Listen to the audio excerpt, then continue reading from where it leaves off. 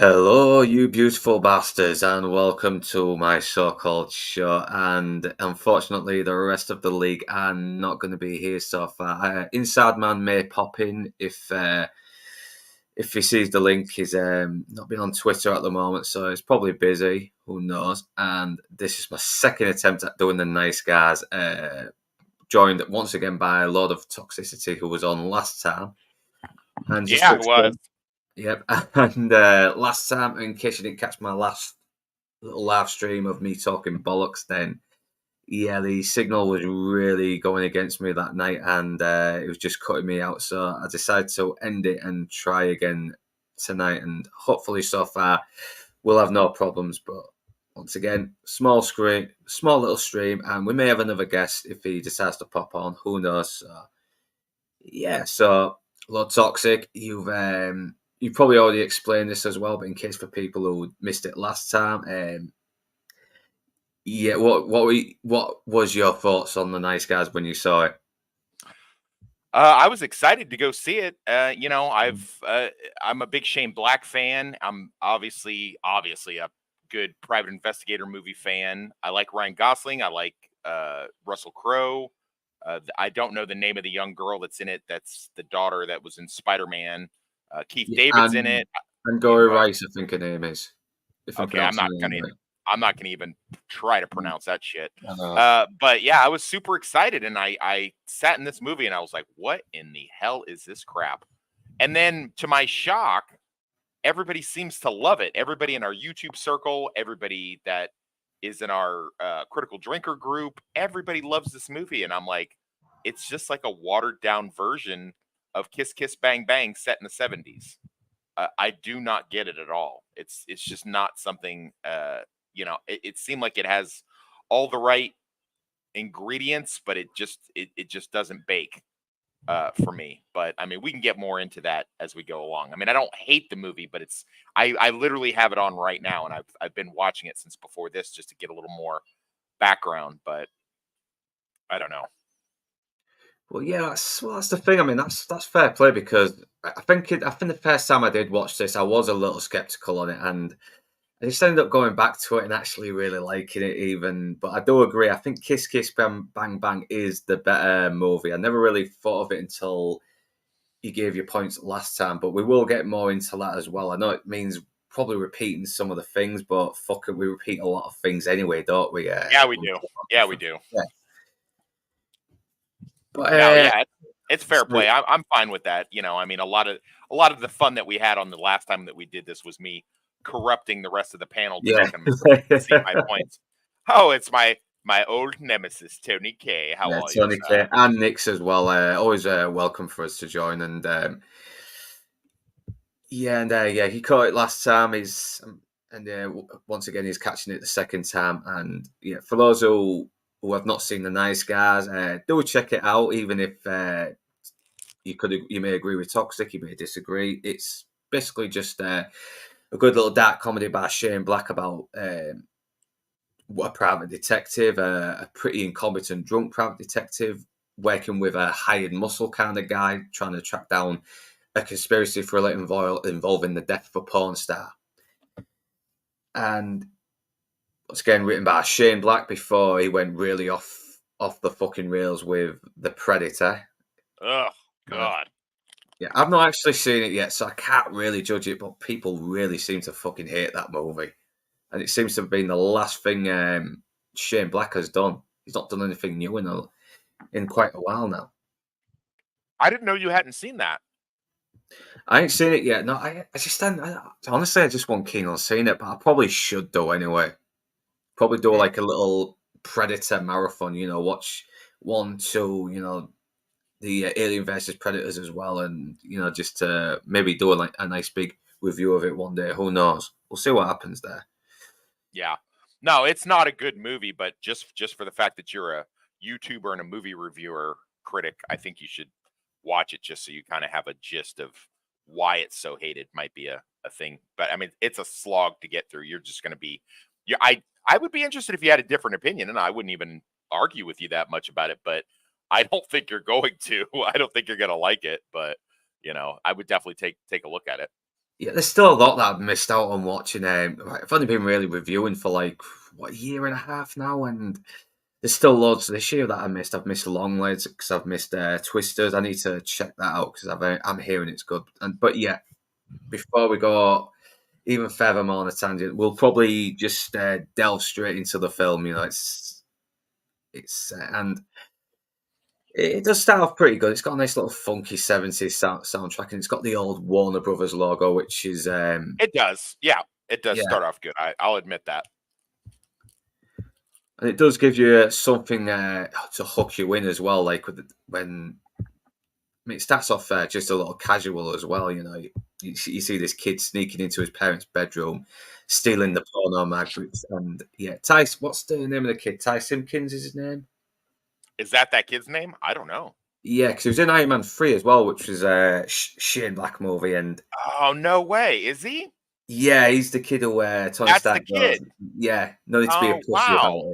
it. Yeah. I didn't know that. Oh, wow. Okay. Well, there you go. Did Yeah, you he's know shown to that be a good. Yeah, he's shown to be a good actor. He's pretty good in The Whale, even though he's kind of the stereotypical sort of like Jesus freak kind of guy. But yeah. yeah. But once Did you again, you got know to look. Yeah, this chick that plays Misty Mountains? Did you know she was in that teen movie The Duff? the Duff. I think I've heard of it, but I don't think I've seen it yet. Oh, okay. Yeah, like I said, there's loads on my fucking watch list.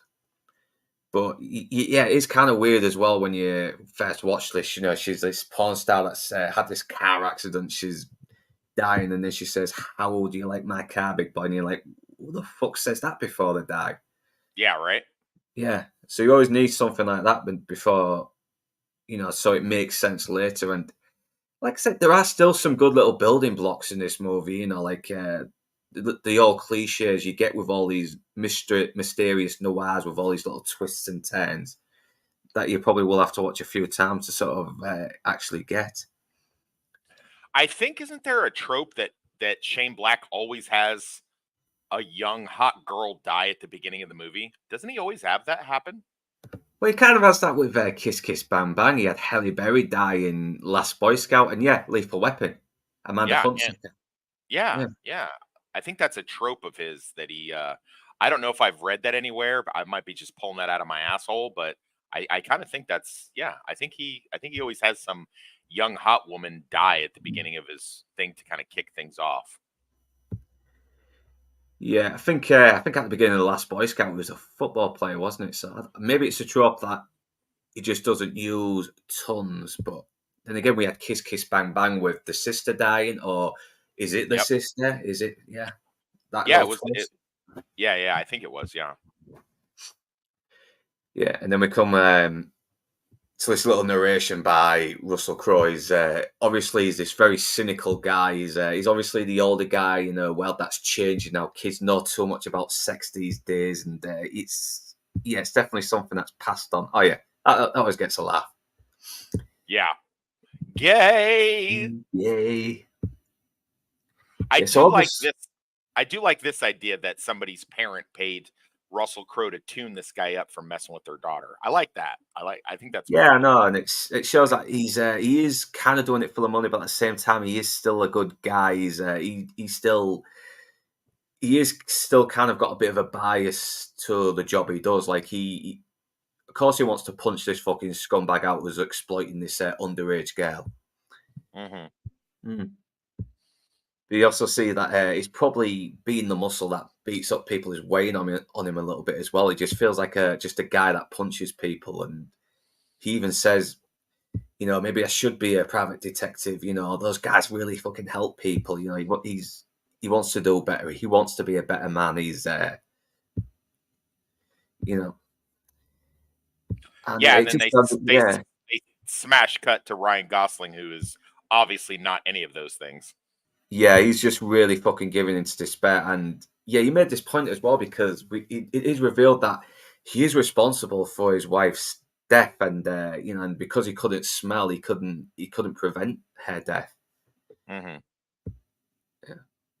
But yeah, this is a guy who's really fucking given up on life. He's in a bath in his soul. He's not caring how Yeah, fucking drenched he's getting his and his But it is a bit questionable how that little piece of writing on his hand saying "you will never be happy" never gets wet, though.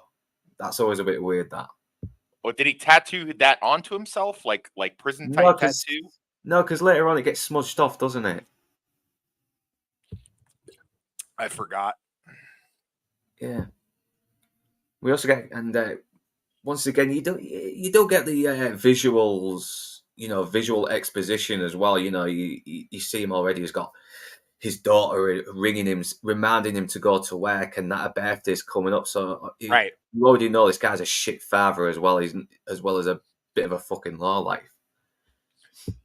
Well, all private detectives are low lives, according to Joe Hollenbeck. So I think that's probably true. I just, Yeah, I said this in the other stream, and I guess I'll repeat myself yeah, here, yeah. just to That's say that fine. I think they go too heavy with Ryan Gosling being this bumbling loser. I don't mind the character being a loser. Joe Hollenbach in Last Boy Scout was a loser. His best friend's banging his wife, and he's so drunk he slept in his car outside of his office, and kids are throwing dead roadkill on him. I don't mind that stuff, but it's still at the end of the day, they juxtapose that with the next thing that you see him. Yes, that's true. The next thing that you see him do, Joe Hollenbeck in Last Boy Scout, is that he's one, he's smart, and two, he's a badass. So I don't mind if it's balanced, but I just, unless I'm wrong, and like I said, I am rewatching it. I don't see a real balance in Ryan Gosling's character here. He seems to. I mean, he does a couple little cool things, a couple tricks, but for the most part, he's just all goofball all the time. I And don't that just I kind of understand that, but I can't. I don't. It does make me start to think. Yeah, maybe if they had another actor in this, it probably wouldn't not have worked as well. It probably would have gone a lot worse without Ryan Gosling because he does seem to have a little bit of charm to him, doesn't he? oh, he's always charming, and I'm not Mm. saying he doesn't play the shit out of the role. I'm not even really saying anybody doesn't. Well, Kim Basinger is definitely phoning it in. Oh yeah, yeah. I think you Yeah. agreed with Oh me on dear. that. Yeah. But I think for the most part, everybody does a really good job in this. I There is a lot of Shane Black clever dialogue, quippy dialogue, and I like that. But I have to say, for it almost seems wasted. I don't feel like. I guess if I had only seen this, right? Let me try to be a little bit nicer, be a nice guy. See what I did there? More than I Yeah. was last time. But let me say this: if they didn't have so much goddamn talent on screen, and Shane Black hadn't have written some of my personal favorite movies. You and I have rewatched Lethal Weapon and Last Boy Scout together, unless I'm mistaken, for Losers Oh Lounge. yeah, yeah. We did And both. We did. yeah, and I gotta say, man, I could watch those movies a million times, and I'll always enjoy them. I'll always find something enjoyable with them. I can quote them. I find Shane Black in screenplay for that stuff to be amazing. But this is just a freaking slog to get through. I don't know what it is. It's just I feel like this was the tail end of Shane Black. I just don't understand the love that people have for this thing. And I try really hard because it's not like I'm not a fan of it. And I like to find good stuff in anything, and it is my kind of movie. But it's just, man, they just Ryan Gosling is too much of a goofball, and they make Russell Crowe's character too much of a sad sack. I see what they were trying to do there, but man, it is just a slog to get through. Yeah, because it's like you said before, Shane Black is a very good writer, but sometimes he needs a good director by his side. Yeah, Yeah, because yeah, it's like you said. I mean, because I think even Iron Man 3, even though I like Iron Man 3, there is a lot of stuff in there that really pissed me off. I mean, removing the shrapnel from his hat just like that, like it was fucking nothing. It was like, well, what was the point in him yeah. fucking dying in Iron Man 2 then? Because they could have just removed that and he wouldn't have been just a drunken fucking asshole. Right. I did like some of the things with Iron Man 3 because it has some Shane Black tropes in it. Yeah, I like the cool he always has like two goons, two bad guy goons that are a little bit more clever than they actually need. He writes really good bad guys. He does that very well. You ever notice that? Like just for yeah, example, Joshua, fucking yeah, the fucking country guy in Last Boy Scout. yeah. Yeah, Yeah, his bad guys are really good. His bad guys have funny, cool shit to say, and they're kind of unexpected. And I guess that's maybe another problem I have with this. These bad guys in this one, and he's got freaking David, or is it Keith David or David Keith? I always get that mixed yeah, up. Keith David, yeah, because I actually do agree the bad guys are very not as memorable. I mean, Johnny Boy maybe a little bit that sticks out a bit more than the others, but What, the yeah, Matt Bomer yeah, character? yeah. Yeah, but I was a big Matt Bomer fan from Suits, and I felt like he was very underutilized here. Um, I know he so is, but I know because he seems to be the only villain that sticks out. But even then, he's not as memorable as Joshua. yeah, He has a he has a cool sinister look. He's got that cool suit, the fucking cool head full of hair, all yeah. that good stuff. But Well, see, you just touched on the exact problem right there yourself. You just pulled Joshua right at because who's gonna forget Joshua, oh yeah, right?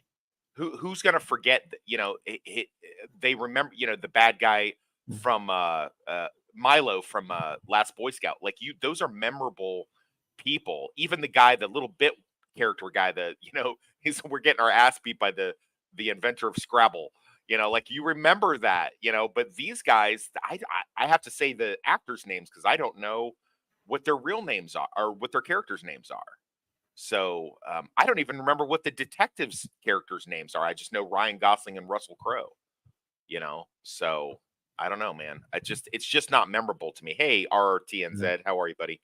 yeah. Saw you on Lance's stream as well. Yeah, fucking getting 4K. It's I feel a bit bad that I've had this organised on that day when he was doing the 4K stream, but still, I hope he's Oh, having a good is time he as doing well. that? Oh shit, Yeah, I didn't yeah. know he And, was doing that now. I know, and I was thinking, should I cancel this and try and get onto Lance's just to say congratulations? But he'll understand. He'll understand. I've messaged him, and I'll Yeah. probably talk to him later anyway. So Hey, Lance, if this gets back to you, happy 4K, buddy. Very deserving, my friend. Very deserving. So yeah, he if you fucking guys aren't kicked ass already, on open bar. He kicked ass yeah, on open bar, yeah. And yeah, he did. yeah. And I Oh hope he yeah, he gets did. Snacky J. Hope you get Snacky J on the fucking Nielsen ratings. That'd be awesome. Hell yeah, would I want to? I'm single now. I'd like to throw some fucking dick her way for sure. Let's get Snarky J on this. Let's get Snarky J. Fuck that, man. Let's get Snarky J on our show, Oh bro. yeah, yeah. Full on Shoot for cosplay. the moon.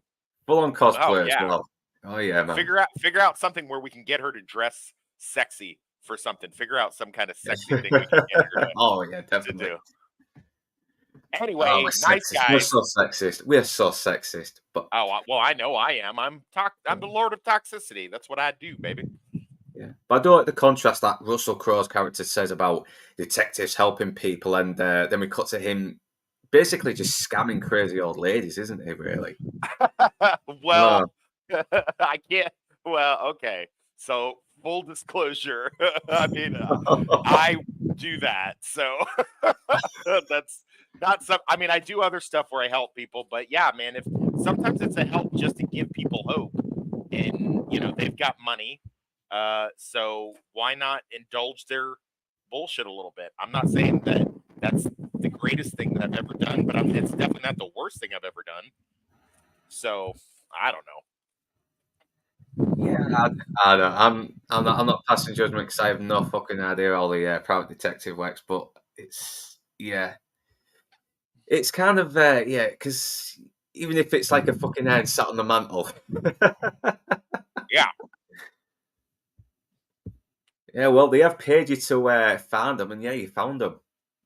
So yeah, yeah, it's in the contract. You found them. Where it doesn't matter if they're under the fucking stairs. If you found them, they got to pay. So Little gems like that, it makes me. I wish I could say little gems like that thing make me be okay with this movie a little bit more. But instead, you know what it does, man? It just kind of pisses me off for want of a better movie. I think when we dissected this before, I think you and I came up with, and I think the rest of the panel agreed with us. Tell me if I'm wrong, because I am getting Alzheimer's. Um, I think what we figured out was that there's possibly stuff that was cut out, like the narrative is shoddy, and that's what we have a big issue with. The fact that there's missing pieces to this, Yeah, and I it doesn't agree with that quite. because Yeah, when they go to the party, fucking Angora Rice's character is suddenly back in the party after being thrown into the taxi cab, and it's like, wait, was there a scene where she escaped? Because we didn't see fuck all. yeah. I get that vibe from this. I feel like the pacing is all off with this movie. I feel like there's stuff that should have happened, and I think also, this was the year that I was born. I mostly grew up in the '80s, but the '70s still kind of pretty good hold on the early '80s. During my formative years, I don't get a '70s vibe from this. I know they try really hard with the whole gas shortage thing and the smog thing, but it's just a little bit too slick. Yeah, I I feel like noticed that it's a little bit too polished because when you get Dazed and Confused, that actually looks like it could be in the 70s. It looks Dazed a and little bit more Confused, gruff. yeah, that looks like the '70s, but yeah. So, Yeah, but and I was anyway, not allowed then. I was not allowed then, but it's like the more it's like if it looks like the 50s, but everyone's dressed 70s, then it looks more realistic. It's like the more grubbier and lived in everything looks, it makes it more real. yeah, Mm. Yeah, and this is where the plot starts to kick in a little bit more now because now we've got the Margaret Qualley character. Fucking looking up the names now. Yeah, I'm forgetting the fucking names to be honest. well, she's Amelia. I know that one. I know Amelia, she's yeah, Amelia.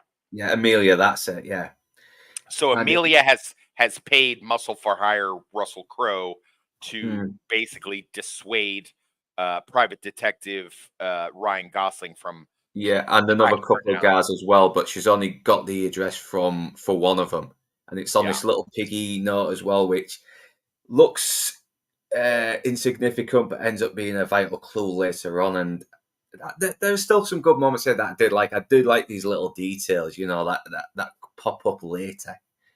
So there's still a lot of good in this. It's just it just fails to live up to. It's just not as smart as Kiss Kiss Bang Bang, which I agree is still a better movie. I mean, Robert Downey Jr., even though he's kind of the Ryan Gosling character, but he's like he said before, he has the quick hands as well. He's just yeah. not very good at being a fucking private detective. He's just a low rent thief, and that's it. In over Well, his yeah. At first, I mean, he's definitely Mm, over his head. I agree with you there, but I think he does have a vibe for it at a certain point. I mean, he's not obviously not as cultured and polished and intelligent and suave as Val Kilmer's character is in the movie, but he definitely I would pit his fake PI against Ryan Gosling's real PI. I would do that. yeah, because he still looks like he's finding clues pretty well. Like he does have some kind of smarts and wits, even Yeah. when he does fuck up.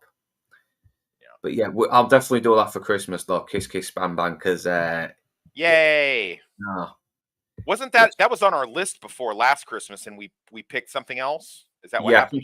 I think it was Lethal Weapon, wasn't it? Oh, it's No, we one did of Lethal Weapon. No, we did Lethal Weapon around Halloween time actually. Did we? Um Oh shit. or November.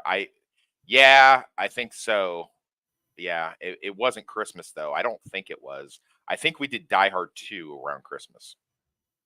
Oh, we definitely did that around that time. I thought we did. I thought we still did Lethal Weapon around December though. But Uh maybe we did. I'd have to look it up. I mean, it doesn't really matter, does it? yeah, but yeah, also a nice little bit of visual exposition. Like, oh yeah, so this is yeah, he's actually a well-known tough guy, and we found out a little bit later why. And this is where he comes up to Holland's place. Oh no, he's not come up to Holland's place yet. No, He's not on yet. his way there, but Holland is looking for Amelia at the moment. Is because he's got a buddy in the force that's kicking him a few cases, and okay, it's like kind of feels like a bit of a cheat as well because we are being shown that bit of exposition where we're being told it, and Yeah, being told exposition is a big red flag. That is actually. just to contrast, so that private detective movie about the death of the guy that played Superman, that with Adrian Brody. Um, Oh I yeah, don't. Yeah, what was it George Reeves? That was a good one. That. Yeah, so in that he gets thrown that case when he comes to like beg for money from his ex cop partners after he had gotten kicked off the force, and he's like eating off of their finished trays that like they're at their favorite hangout restaurant. He's like eating the food off of their trays, and they wind up giving him that job. That's a good show don't tell. Whereas yeah, I agree with you. I don't like the whole the telling exposition. I like the showing us something, you know. I know. There's a very good video by a Nostalgia Critic where it's called "Exposition Done Right," and it's on the Bob Hoskins character in Roger Rabbit, and it's a fucking amazing video. It tells I've you, seen that. I've yeah, seen that. Yeah, yeah. Yeah, you don't want exposition. The reason why you have first person narratives in novels written about private detectives is because you need to be in the detective's head, but also because the detective will be walking you through what he or she is doing in the story. I don't care for first person narrative. I like third person narrative, which is what you get in a movie. Now in a movie, what they do is they have the voiceover thing, which they did have in this movie a little bit, but then they abandon it, which is yet again another pacing issue that they have with this thing. So, but the good thing about a first person narrative is the fact that, especially when it comes to a private detective, you only see what he or she sees. So you have to kind of figure out the case along with them. So I don't want to see stuff like that. I don't want to be like, oh, hey, Joe Blow gave me this job or whatever. You know what I mean? Like I want to see it happen. I don't want you to explain it to me. So is this thing not public? I'm sure. I'm sure. I just changed this to public. It's saying it. Yeah, because a lot of people are coming on the comments right now, and it's saying unlisted for some reason. I don't know why. I I don't know, don't know. buddy. I I will see if know. I can share it as well if I can. While Yeah, we're I'll check talking. it. Yeah. Hey, Lobo Gree, how are you, man? What's Yeah. happening? Our new Yeah. Hello, friend. everyone. Yeah. I hope you're enjoying the stream. Anyway, this is our second attempt after the signal just kept conking out on me. But yeah, we're going to try and redo this again. Sadly, without the other panels because they've got a life outside of YouTube, and it's so Yeah. sad. It really Lobo is. Gree is the one that came on Stupenzo's stream, and he's a YouTuber as well. Yeah, no, but I'll be sure to. I'll be sure to. I think I may have talked to him before. I can't remember now, but I'll be sure to subscribe to him if I haven't already. And RT, man, yeah, yeah, he showed up earlier. Sorry about that, but yeah, he makes a good point as well because the whole first-person narrative. I mean, that pretty much ruined the original cut of Blade Runner as well. That's why Agreed. the final cut is miles better. You get Yeah. none of the narration. You're seeing him detect. You're not hearing him detect. You're seeing him detect. Hmm. And they do that right in so many private eye stuff, like Chinatown is a real Mm. show don't tell, like where he puts, he has to do old school tactics, like put a watch, set a watch and put it underneath the guy's tire because he can't sit there and watch him all night by himself. And then he checks the watch the next morning where it was broken. And so he knows what time the guy left by what time the clock stopped. So that's like old school track. And then another one, he kicks the chick's tail light out so that he can follow her in the dark. Stuff like that. Like that's give your audience 2+2. Don't give them 4. Yeah, because So even dumbasses like me can fucking pick up on stuff visually because that's what's so good about it. I mean, even kids still. I mean, look at all the Disney films. They show they show don't tell. I mean, it's been like that since they first started doing animated movies, and it's because they were smart enough to realize that kids aren't fucking dumb, that they need everything spelled out for them. mhm. Uh, I But as much as I'm fussing about it, some of the goofball ineptitude with his detective style Ryan Gosling does is kind of funny. I'm not going to say that it's not. But especially this one. This one's probably, if I'm being honest, I just wish they hadn't spoiled it by showing it in the trailer. But if they were gonna do this, then this is really funny. I just wish it wasn't like it was in every single trailer for the movie when the movie was advertised. This scene I, here. don't- I kind of missed the trailer, so I think that's why I probably did enjoy it a bit more as well because there was nothing spoilt for me. Yeah. It kind of went under the radar for me as well. I saw it advertised a lot, reviewed in Empire magazine, but it was like it wasn't like in the big pages. It was like in the little small column where it's like it's this little square reviewing it, and that's it. Mhm.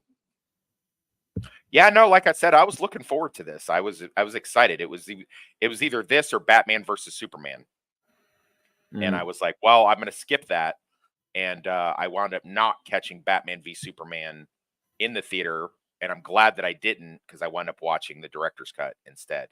But I went and saw this in the theater. I remember my roommate picked me up because we were sharing a car. She had my car, and she was like, "How was it? How was your little gay movie that you wanted to go see so bad?" And I'm like, it wasn't great. It wasn't great." So Yeah. But it does still make me laugh. I mean, Ryan Gosling, he does still have a bit of charm, even though he kind of could have been written a bit better in places. Like there's some areas where his character should have evolved a little bit more earlier than it did in later on in the movie. But mhm. he's still acting his fucking ass off here. He's doing the whole money with the t-shirt thing, and Oh, this he's does make great. me, No, yeah, he's great for sure. yeah. There's no argument for that. There's no way I would ever say. I don't think, if I'm being honest, I don't think I've seen a bad Ryan Gosling performance. I mean, I'm sure there is one somewhere, but I've not seen it. Even in fucking Barbie, he was like the best thing in it. I've heard that. I have I heard that. know. I am loving those base Ken memes. I really am. Every time I see them, they fucking crack me up. But yeah, this guy does make me laugh as well. I made this, this t-shirt with the money. Is like, hey, I made it. It's like, oh yeah, I made this, and gets the fucking bat out. It does crack me up. And this cracks me up as well. It does. He just wraps the fucking rag around his hand, tries to punch in the glass, and he ends up fucking cutting his wrist by accident. That's, like I Yeah. said, that's really funny, and it's also something that could conceivably happen, and it's Mm. realistic. The problem was, like I said, it was played to death in both trailers for the movie. They had like two main trailers for this movie, and it's in both of them. And I'm like, so then they telegraph it coming. Yeah, So, he and it kind did of get a goes. laugh in the Yeah. theater. I'm not saying it didn't. Yeah, and then he winds up in the hospital, and I just fucking fell down laughing. I really did the first time I watched it. But what you're saying, it kind of goes back to Critical's video, the betrayal, where trailers are just giving away too much when not they should be sucking you in, piquing your interest, making you interested to find out what's happening, what more could be in store for us. But no, they don't. They just give away all the best things, and it's like you may as well watch the trailer, not the movie. I think a good trailer needs to just give you just enough peek at it to be interested, and then not tell you the whole effing story. I know. So I mean, look at Cloverfield. The film's average, but the trailer was fucking amazing because you had no idea what was happening. You saw the fucking Statue of Liberty just get thrown across the street, and oh, that was yeah, the it. first one. Yeah, the That was it. first one. Yeah, Yeah. best trailer. Even Layer Agreed. Cake. I mean, even Layer Cake. They don't show any of the movie. They just show that Pierre White adding like this little mixture, it being real slick and very funny, and then a few clips of Layer Cake, and that was it. Mm. It's a crazy trailer. You should really check it out. I mean, more trailers should take a leaf from that. I actually, the reason I watched Layer Cake was I used to have a Playboy subscription, and the Playboy article. Yes, I did read the articles. They had a really good thing for Layer Cake in there. So, Yeah, oh, I don't. Yeah, I don't like Josh Ryan Flores. Gosling. I'm not just so you know, Josh. I am not telling anyone not to like this movie. I'm not doing that. This is just my own personal preference. Yeah, because that's the thing. I mean, just because everyone likes it doesn't mean you have to as well. I mean, a lot of people was praising Prey, and I was like, I really didn't see it, and I know you like it as well. But that's your point With of agreeing and Oh, Prey, disagreeing. I know. Prey, the Yeah. Prey movie. Yeah, I did like it, and a lot of people don't like that. So I know that almost makes me seem like a contrarian, but I swear to God, I'm not. I'm not that guy. I have very specific taste.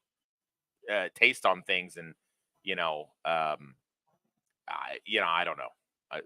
I don't know what the right answer to this is, but I mean, I do know one thing that it's definitely one of the situations where it's okay for us not. We don't need to be in an echo chamber where we have a panel of people and every single person says the same thing.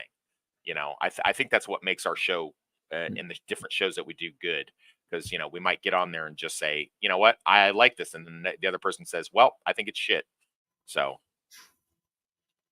Yeah, no, because I mean, like you can say, Kane is the greatest movie ever. Others can say, it's overrated because it's kind of it's fucking overrated. boring. Yeah, It's overrated for sure. I I agree do with you. like It's it, but I think overrated. there's better. I think there's better movies that deserve number one. I mean, I can say Goodfellas or Casablanca as well, or Big Trouble in Little China can be in my top five. All that can't, it's Yeah. yeah, because sometimes you can have a big tour de force movie, but half the time there's always times where you favour the more entertaining ones first because they're the ones that are more rewatchable. But but you do get a little bit of exposition, like in the news, like there's a smog thing going on, and it sounds like information that's not going to be significant because even when you see Ryan Gosling in the bathtub earlier, you still hear people on the TVs talking about all these automatic cars and that they practically drive themselves, and the automatic cars are just something in the background. They're not significant to the plot until way later on. Yeah. And But like just to pick that apart real quick for the when you Shane Black did a touch up of Beverly Hills Cop 2, right?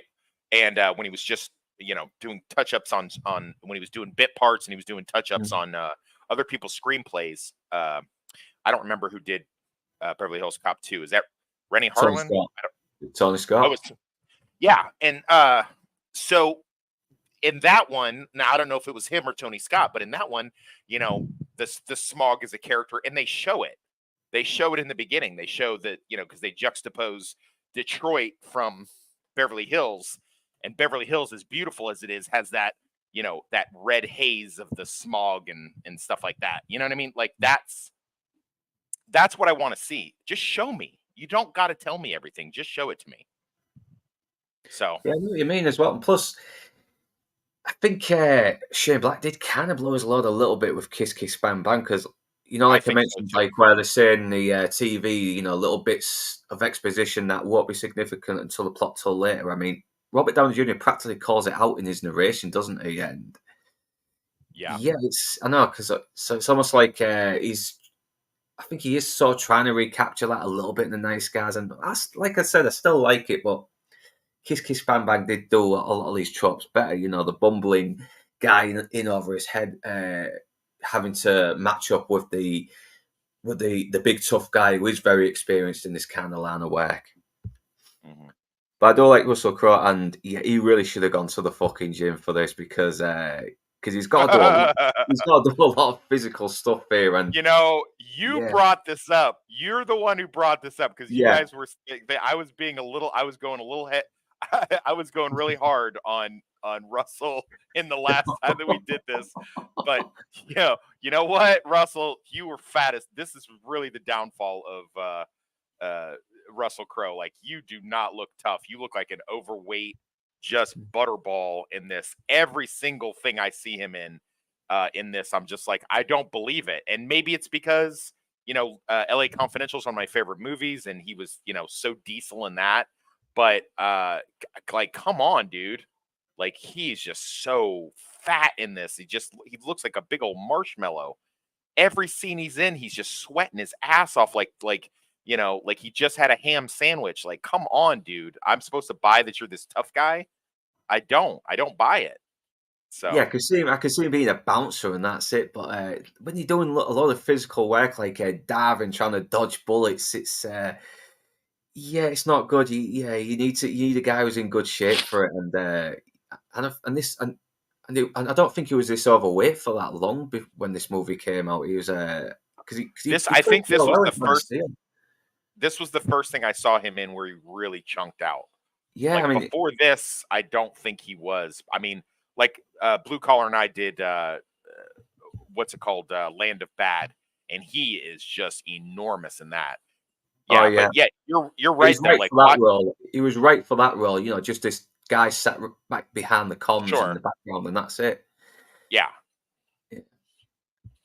Yeah, yeah. Tony Scott is very underrated. I think Ridley Scott is very overrated, and even from someone who loves Aliens and Blade Runner, is yeah. There's very rare. I very rarely like anything from Ridley Scott. I'm not gonna lie. I've watched it. Really? Yeah, I don't. I did like Gladiator. I did like Blade Runner. I did like Aliens, but I can't really think of anything else that I saw from him that I can remember liking. I don't know. Maybe The Martian was okay, but I've only watched that once. I've not really gone back to watch it recently. I love The Martian. The I Martian's need to great. watch it again though. I remember liking Matt Damon on it, but I don't know. To be honest, I can't. I don't think I liked Legend either. I found it a little bit cheesy at the time, but who knows? I might change my mind if I watch it again. But what's this? Anyway, this Yeah, little self-help thing where he's coming up with a new word that he wants to learn and use in a sentence so he can be less of a thug and more of a, like to hello, better Joshua. himself. Yeah. Yeah, I agree, Joshua, for sure. But I don't know, man. I don't buy it. It's not something that I get it. I get what they're doing. They're trying to give the guy some character, but I don't know. It just it, Yeah. it falls flat for me. But he is still acting, and like I said, there's still moments that made me fucking piss out laughing. His wife just come out saying she's fucking his dad. I mean, It's that's pretty funny. That's pretty yeah, funny, I have to yeah. admit. It's mean as fuck, but it is funny. I mean, but this is Shane Black. He kind of works on the mean spirited humor. For sure. For sure. Yeah, and this is where we meet his daughter played by Anne Gory Rice, and she is actually one of the smarter characters on it. Though she is kind of like Agreed. redeemable part of Holland's character. I'm Yeah, and surprised she doesn't do more.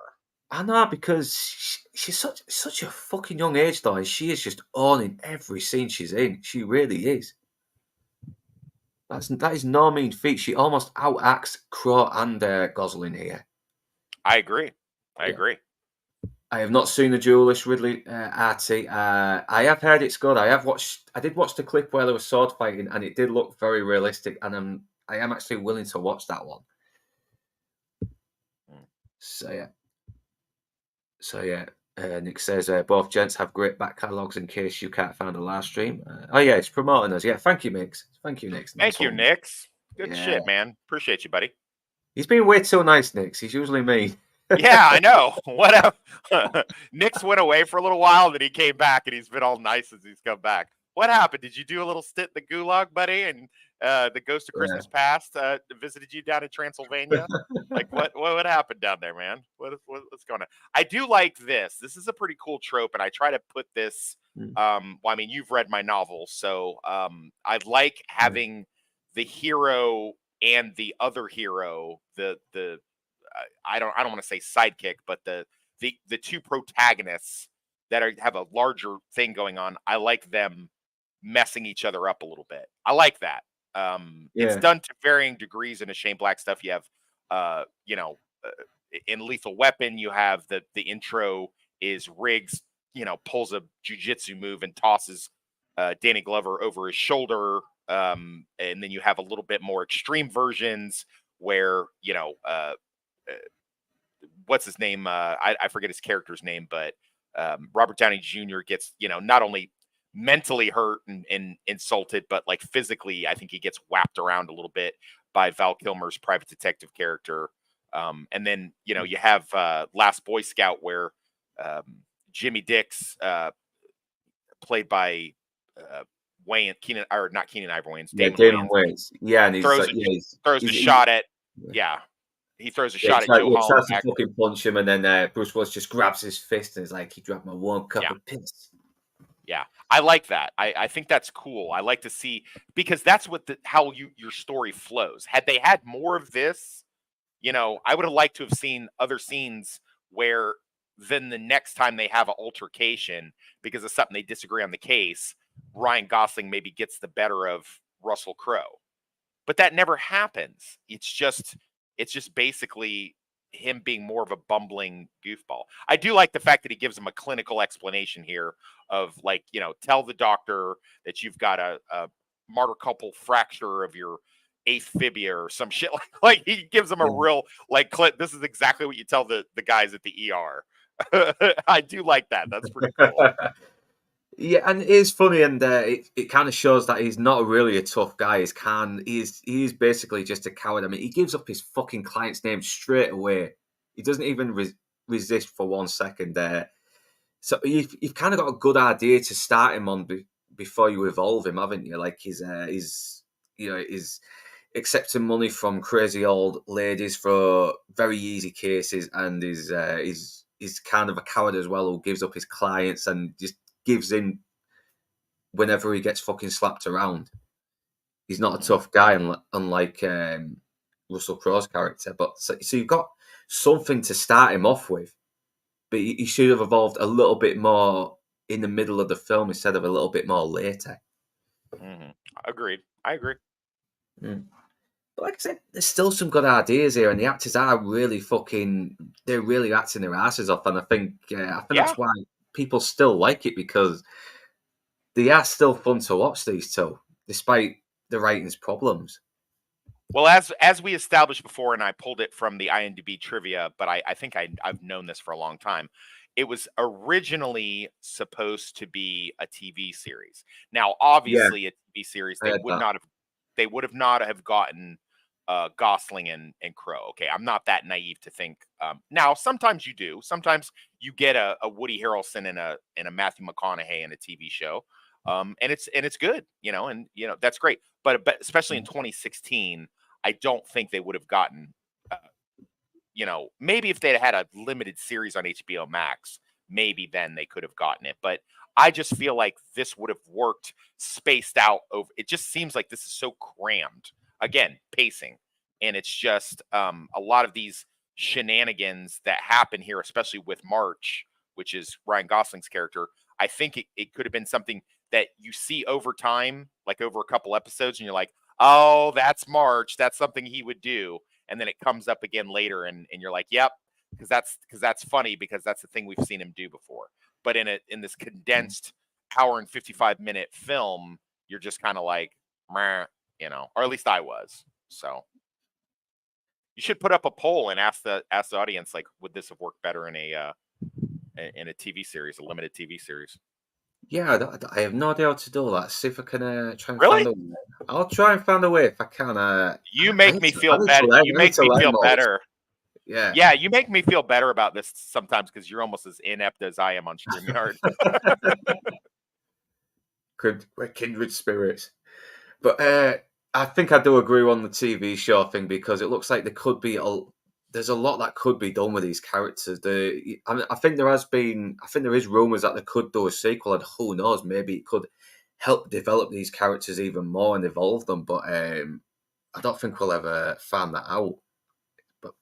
Well, and I've just found out as well, Russell Crowe deliberately put extra weight on for this role, because as an enforcer thug, he should be a stocky brawler type. Yeah, I read that, and maybe that's true, but you know what? He didn't know when to stop. I know, like, just maybe put a little bit on, but still look a bit like he's been pumping iron as well, like, because you get these. Yeah, just make him look like a bear or something like that, Yeah, make him look like me. Yeah. Make him look like me. See this avatar, everybody? That's actually pretty close to what I actually look like. Just so that you know. So just be aware. That's pretty close. So I'm just saying, I got a gut. I sit down in my car too much and do stuff like that, but I'm still, I'm still an imposing figure. I think Russell Crowe just drinking and eating way too fucking much, man. Yeah, and I don't think he's ever been able to fucking get it off as well. He was not bothered about fucking working out anymore, or maybe he did have a hard time trying to lose the fucking pounds. I don't know, because I think they say when you get older, it gets a bit harder as well. So it definitely does, but hey, look, you've got access to Ozempic. Yeah, he's got all the money. He's got fuck you money. He can get fucking nutritions, a trainer, whatever. So who knows? Then again, he's in his 60s now, so he's like, hey, I'm a fucking old man, yeah, who cares? I just want to drink beer and get fucking fed. it's no problem. Eh. Is that your Australian accent? Yeah, it's my West Australian accent. I think I sound more. I don't even think I sound New Zealand either. But this does make me laugh though. The fucking scream. It's such a fucking girly laugh, and It is funny. It it is is. funny. I'm not going to say it's not funny, and I'm not going to say he No, doesn't no, do it. there's still plenty to make, that makes me come back to it, and yeah, this fucking little joke with the yoo-hoo as well, because he just bumps into his daughter and he's just making it out like, "Hey, we're good friends." I didn't know Yeah, you were gonna fucking break your dad's yeah, arm and make him scream like a fucking pussy. yeah. It cracks me up. It does. Yeah, and he probably did drink way too much of them yoo-hoos during the movie. Okay, who knows? But it is a very funny joke as well. He decides to get a full case, and unfortunately, he does not get to enjoy it because Keith David's in fucking good shape. He's in better shape than Russell Crowe is, and he's probably older. Oh, he's definitely older for sure. Yeah. And you know what? I would submit to you that these two goons actually just saved Russell Crowe's life because all that chocolate drink with as fat as he fucking is, he'd have wound up having to cut his foot off and go into diabetic coma and take some insulin because he wasn't going to portion control that shit. So No. Yeah, and because J.K. Simmons is older and fucking jacked. I have seen that. I have seen those pictures. Damn, the guy's a beast. Yeah, those guys saved his life, right before they intend to kill him, they were like, we got to stop it before we're not going to get any information out of him if he sucks down all this liquid chocolate. Like, come on now, let's do something here. Yeah. So now Holland's obviously trying to get the fuck out of this case. Now he was willing to take the money off this crazy old lady with these fucking Coke bottle glasses. Who was convinced that her daughter Misty Mountains is alive and it's not someone she's confused with, and it's but in the end he still takes the money off her as well. But once again, she's another minor character that comes across like she could be insignificant, but then she's saying something like she's seen her daughter in this house, in a pinstripe suit, and he's just assuming she's crazy. But no, maybe she's not. We find out later in the movie. But I don't like the fact his daughter was just dead honest with him as well. She's kind of like, yeah, I'm not going to sugarcoat it. You are a fucking scumbag. I don't care. It's just brilliant. It's brilliant. I mean, that's what you need. You got to have an honest, base daughter that's Yeah. going to tell you how things really are. I'm all for it. I'm all for it. Yeah, but yeah, she's great. She's what did one of the panelists say before? She's kind of like Penny from Inspector Gadget. Yeah, because Inspector Gadget's kind of cool, but he's kind of a bumbling clot as well, isn't he? And yeah, it's been a while since I watched that show. And you get the fact that she's had to grow up as well because she's had this dad who's just fucking given up and he's drinking way too much, and she's had to learn. I don't know if he taught her to drive when she was younger or before he became a fucking asshole, but she's obviously a better fucking driver than I am. Anyway, she knows what she's doing. Well, as a child of alcoholics, I can tell you this. I mean, you got to learn how to drive really early when you're a kid. So I was literally driving my parents around when I was 12. So yeah, he was the designated not drunk driver. Yeah, Wesley, I need you to be a good soldier now, buddy, and take Daddy home. Yeah, honestly, fucking hell. Honestly, that's common in Hull. I see 12-year-olds driving their drunk parents all the time. It's not a very uncommon sight. But it also goes to show that he's very experienced with these kind of guys as well, because they're putting on this act as well. You got to put on this act, to show him you mean business, and he just sees right through him. And this guy's obviously a fucking unhinged nutcase who wants to be taken seriously, but is not. Crowe's character just sees him as another fucking wild card, trying to come across as this fucking big mean guy, this guy who you should be feared and who you should fear and respect, but he doesn't. He just hasn't got the discipline. But Keith David's character, called older guy apparently in the credits, he's kind of touching and rolling his eyes off at this guy he has to work with. I agree. And And yeah, it's a shame Keith David isn't just another goon and not someone memorable, because Keith David's one of those actors who's always fucking good in everything he's in. He's always doing voice work for programs all the time, and he's always fucking memorable. And here, he just seems comes across as another goon, and that's it. Yeah. And yeah, this is where and apparently he's credited as Blueface here, hence He the is. Yeah. I know. He is credited that. Yeah. Yeah, and it's obviously they're after Amelia as well, and this is and yeah, this guy's obviously a fucking loose cannon. He's not very smart. He's not very quick on his feet. He's just a madman who gets outsmarted as well, because Russell Crowe gets the drop on him as well. He just turns the light off, and they get into this fucking shootout. Yeah. And innocent people get fucking killed as well. And usually that doesn't always make me laugh in movies, but here it did make me laugh, because it kind of becomes a running You joke. sick bastard, you. Yeah, no, I don't know why. This kind of indulges the sick fuck out of me. But now he knows who these other guys are after Amelia, so now he needs help. He knows these guys are going to find her eventually, and he can't find her by himself. So who does he have to trust? The fucking private detective who he just beat up earlier, because he's got no choice. Yeah. Now, because I mean, Russell Crowe, he recognizes his deficiencies. I feel like Ryan Gosling does not. I feel like Ryan Gosling, he's like a blowhard. Like, he thinks he's this great detective, or he's convinced himself that he is. Whereas Russell Crowe realizes, sort of similar to his character in L.A. Confidential, that I'm kind of just muscle, and I don't have the skill set, I don't have the background to be a detective. So yeah, so he's like, well, I'll ask someone who actually is a detective. So yeah, and he becomes really fucking disappointed the more it goes on. But like I said, this still does get a laugh as well, even though they're kind of going overboard on the bumbling clock kind of thing. But it's, once again, it just made me laugh. And even when he tells him to turn around, he can still see him. It's like he's already been humiliated, and even when he has the opportunity to try and pick himself up, he's still humiliated. Yeah, no, for sure. Yeah, you do realize there's a mirror here. It does. It fucking cracks me up. Again, that is also a good scene. I'm not going to say that it's not, but you know what I'm going to say? That was in all of the trailers as well, brother. They had that in all of the trailers.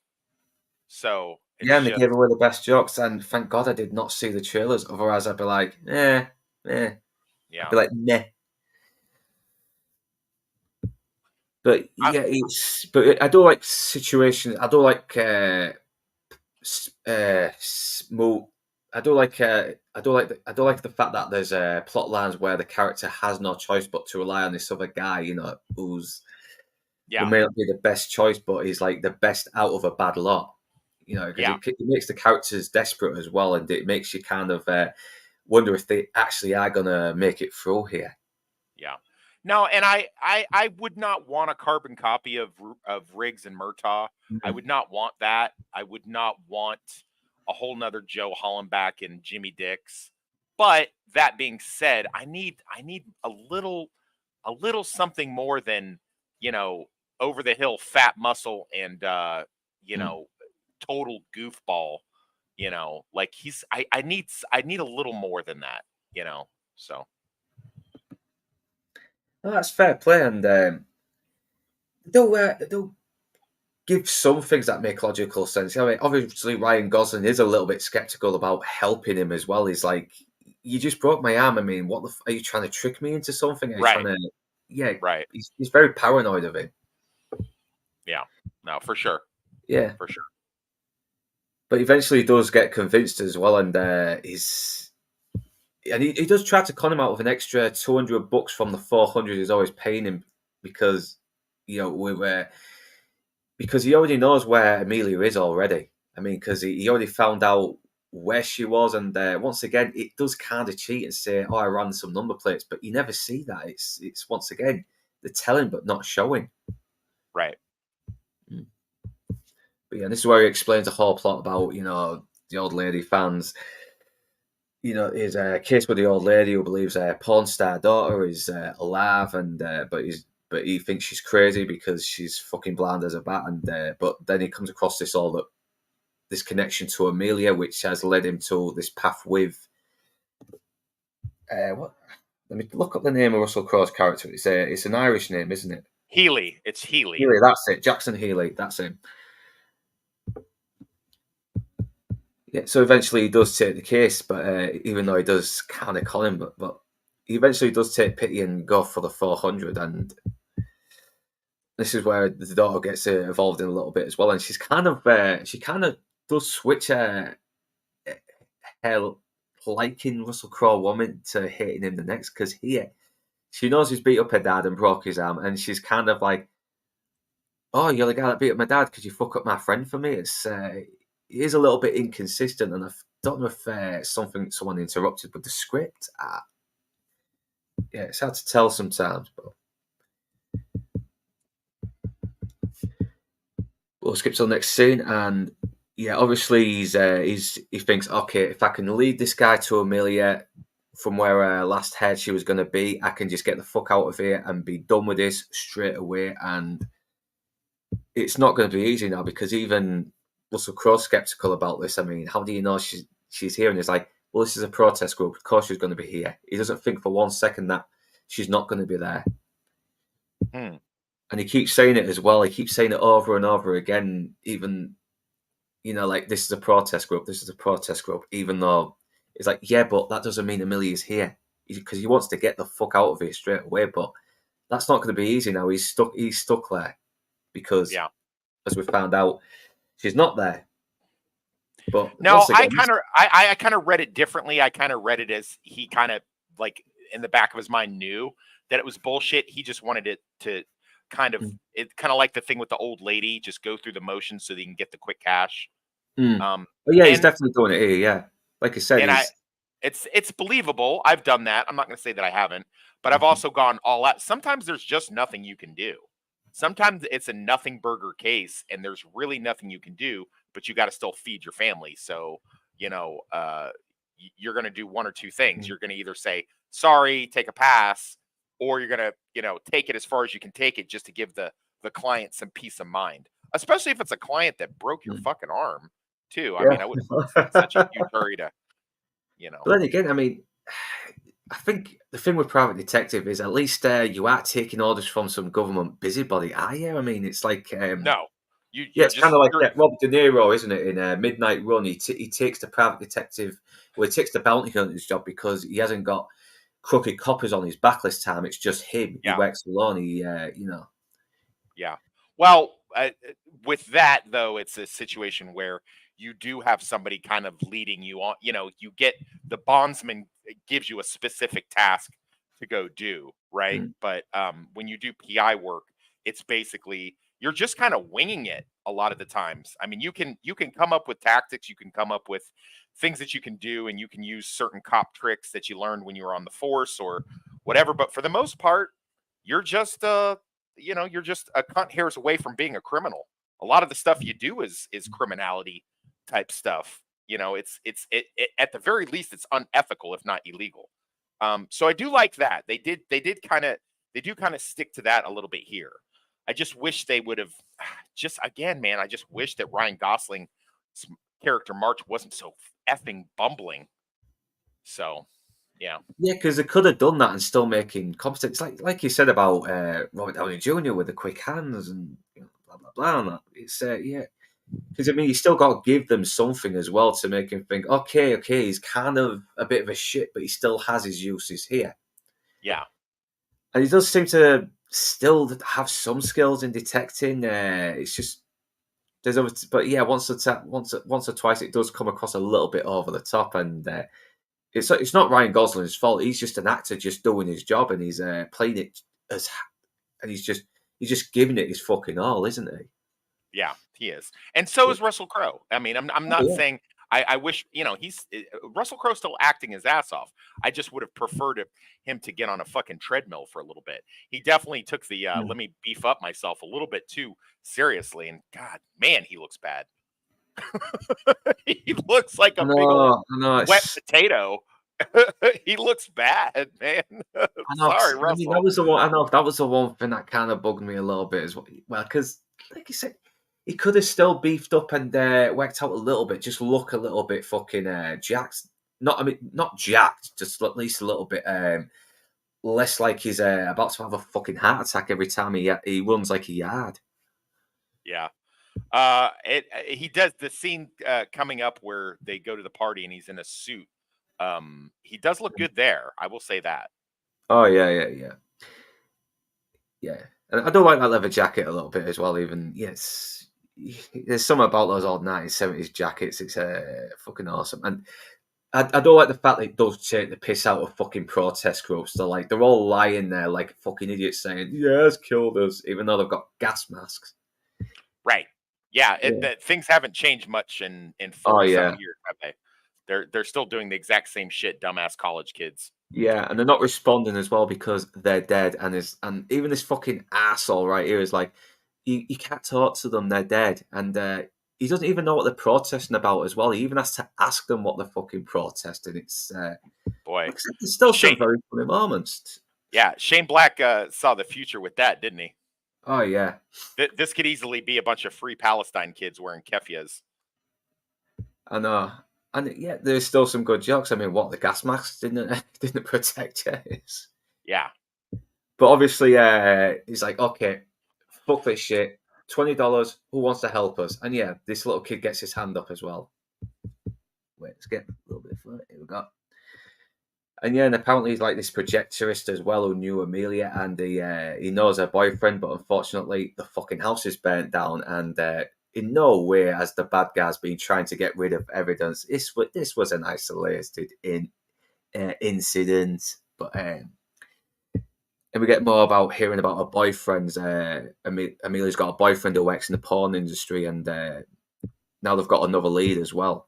And once again, we get this other kid coming up as well, and he gives a little bit, and he gives them the wrong name as well to the porn star, and he says, "Well, I did try to get a job because I got a big dick," and we've all known kids like that when we were kids. We have. I did like this is pretty funny. I'm not gonna lie, it's pretty funny. Well, I got a big dick.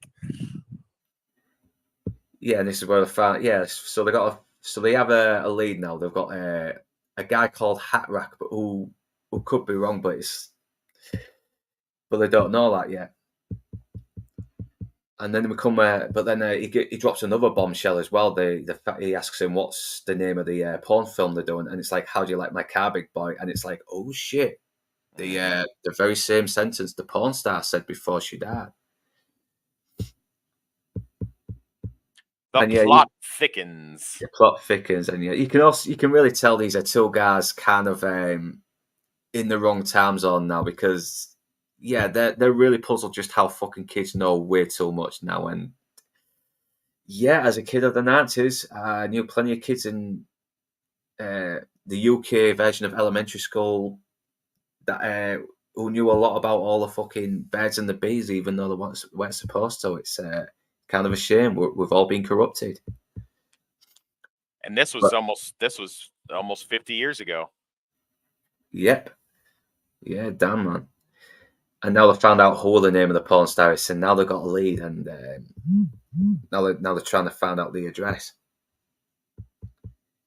Yeah, and obviously Holland is still skeptical about Healy as well coming in the house, because yeah, he's working with him, but he's still the guy that broke his fucking arm. Right now, he's just a client. That's it. He's not a buddy or anything. He's just a guy he has to put up with for that quick pay. Yeah. Did Ryan Gosling actually injure his arm, and that's why they had to have him in a cast for the rest of it, like the movie Seven with Brad Pitt when he gets the hand injury, but he got a hand injury in real life? Is that a thing? I've not seen any trivia on that, but I don't know. I do not know. If anyone in chat can elaborate on that, please, that'd be very useful. But I wouldn't be surprised, because they do sometimes write things around little incidents, don't they? So it usually has been the case in movies, so who knows? Yeah, so I took a quick peek, just segue. I took a quick peek to find Lobo Grease YouTube thing, so I could post it in the chat for Nix who wanted it, and I looked. We're competing, and just in our own circle, we're competing with 3 other streams. Just so you know. Oh shit! I think we always are, though. I mean, no matter what you do, there's always other streams that are competing. There's quite. Well, Some as our yeah, our I'm still circle small. gets Yeah. as our circle gets bigger, that tends to happen, doesn't it?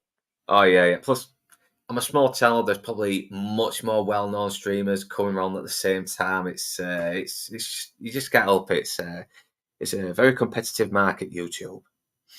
And yet she Indeed. suddenly hates her fucking dad now. She suddenly hates Healy now. Yeah, it's weird. It's kind of like a big U-turn here.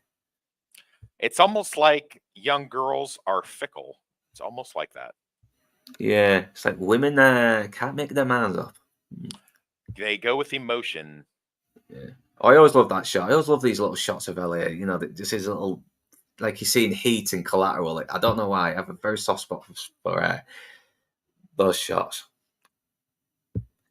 But yeah, now they've come to the party, and it's now they have to look for Sid Shaddock or see if Amelia's there as well. And yeah, and yeah, she snuck above now, and once again missing scenes because they throw her right in the cab only for her to show up later. And I was like, I was watching this with the wife, and I was asking her, wait a minute, did I miss the scene where she sneaks back into the party? It's like, no, it was never shown. They did not show it. But he is being responsible for once, though. He is trying to get her out of harm's way because, yeah, it's a very good sleazy party. I'd love to go to. I mean, look at all these hot women, and yeah, this looks fun. I'm not gonna lie. What's the line he says? He says something like, "She says strippers and he says whores," or something like that. Yeah, yeah, and this is where he reveals he can't smell. Yeah, it's like he got hit in the head and he can't fucking smell. A detective that Yeah, can't who smell. can't smell. Yeah, he should not be a detective. He really shouldn't. I mean, fucking hell. But now they're going to split up, and yeah, once again, Ryan Gosling does.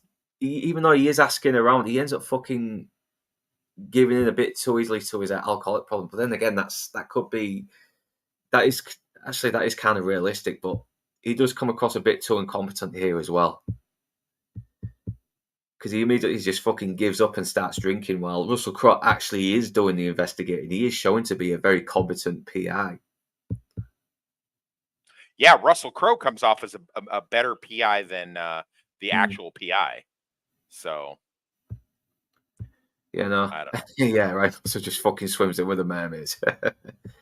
And yet, and now, even though I didn't get the shot, he does find a pinstripe jacket, a blue one, and he even found one of those little piggy notes as well that Amelia had with an address. So yeah, and once again, little things that seem insignificant come into play, and it's one of the main strengths of this movie. There's still, I love little bits like that, those little details. And yeah, these guys are scumbags. I mean, fucking hell, Russell Crowe should have dragged Holly right out the fucking house again, though, because yeah,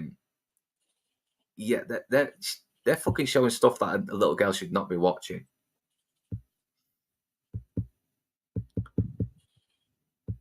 But once again, she's proven to be a better fucking PI than her dad as well, because she's For sure. yeah, For sure.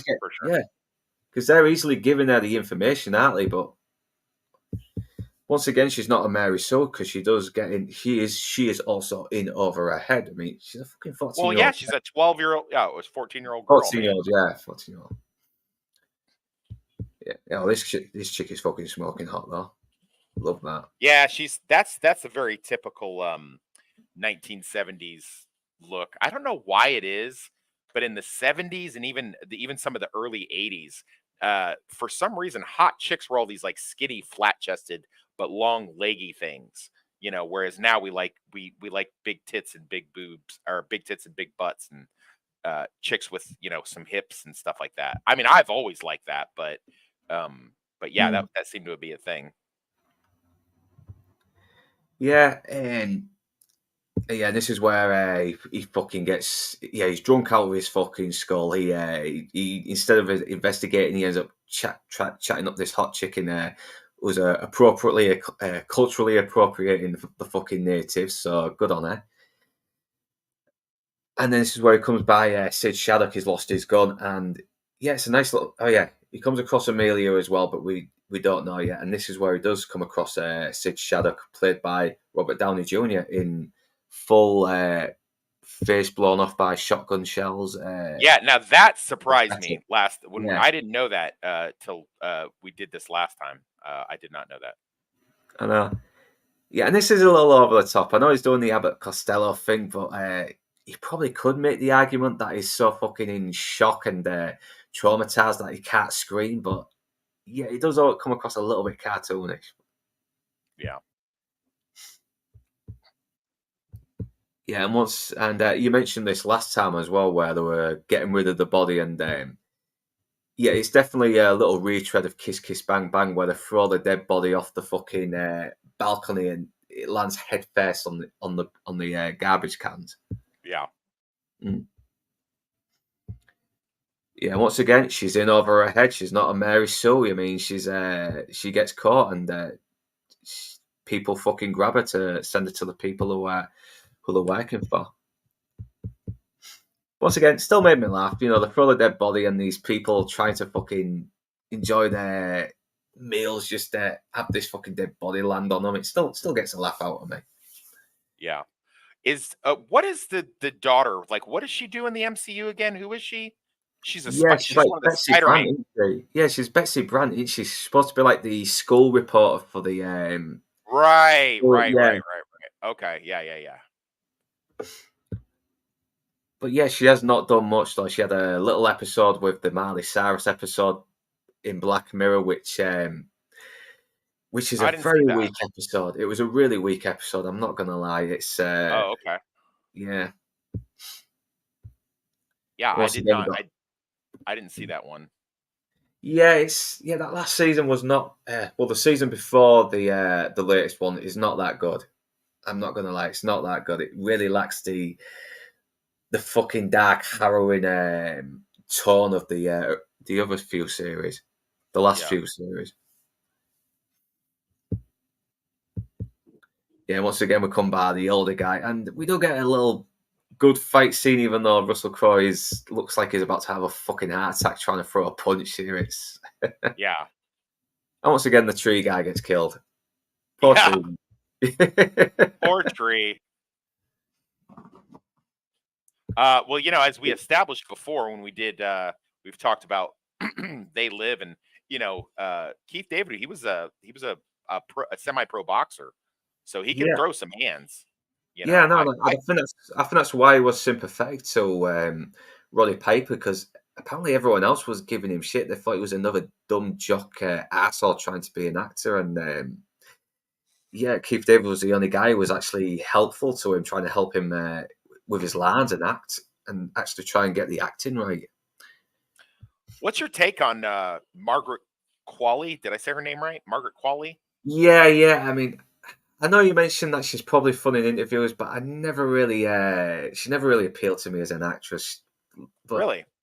yeah, I mean, she was okay in Once Upon a Time in Hollywood, but apart from that, I don't know. Everybody seems to be going goo goo gaga over her. Like I said, I do like her in interviews. I think they've been trying to make her happen for a long time, and I'm Yeah. just not seeing it. Now, to be fair, that movie that Stupenzo and everybody's gushing over, the is it Substance that she's in with Demi I've Moore been now? hearing that. I need to watch that. If everyone knows I going on about Yeah, it. I've been hearing that, so maybe that's a game changer. But I'll be honest, I'm not a big Cronenberg body horror type fan. And also, to be fair, Stupenzo's recommended a lot of stuff that I've not liked. So, Yeah, he likes his more out there stuff, doesn't he? I he mean, does. I'm kind of still half and half on Cans of Candace, Oh, see, I which didn't like that. I didn't like that at all, actually. I didn't like yeah, there was She some was bits in that that. made me laugh. Yeah, she's She in was that in, as well. She's yeah. in that scene a couple. I think she's in a sex scene with Emma Stone where it's that scene where they're watching this. Right, Yeah, right, right, right. being Yeah. all Okay. nostalgic about it. That did make me laugh a little bit. But She just, yeah, I don't know. I don't know what to think. I don't know what to think. I don't think she's been in any hit. Well, I don't know what's going to happen with the Substance, but oh, I guess she was in Poor Things too, wasn't she? Yeah, but the Once Upon a Time in Hollywood, I thought she was kind of cute until I saw those hairy armpits. But Yeah. I Well, don't the know. cheesy feet didn't. So the fucking cheesy feet didn't put you off then. It's like, I mean, 'cause No, that was just too much. That was too much. Jesus. who is she? Oh, she's Andy McDowell's kid. Yeah. Okay, that's why she's so damn gorgeous. All right, yeah, Oh yeah. I yeah, she's usually, definitely got a mother's looks. She definitely has. yeah, she's yeah. All these things that she was in. Well, okay, I will say The Leftovers was a pretty decent TV show. Um, but I don't know. Um, yeah. Well, I'm mentioning her because something significant is about to happen here in a minute. So I know, and I'll yeah, wait this till we is get to it. where yeah, and this is where Amelia is out there, where Blueface is about to kill her, and yeah, Holly thinks on her feet. She just slams the door in his hand as well, and thank God the bullet didn't hit her and missed because that could have killed her still. Yeah, no, for sure. Yeah, but now it means yeah, it means she has to get away now, and now Holland is now it's now got Holland's attention, and it's got Healy's attention as well, and he's got to try and get away from Keith David's older guy character. And yeah, he still just can't. And yeah, this would never happen though. Shooting a fucking gun in water that should not happen. That is not Mhm. realistic. Hello?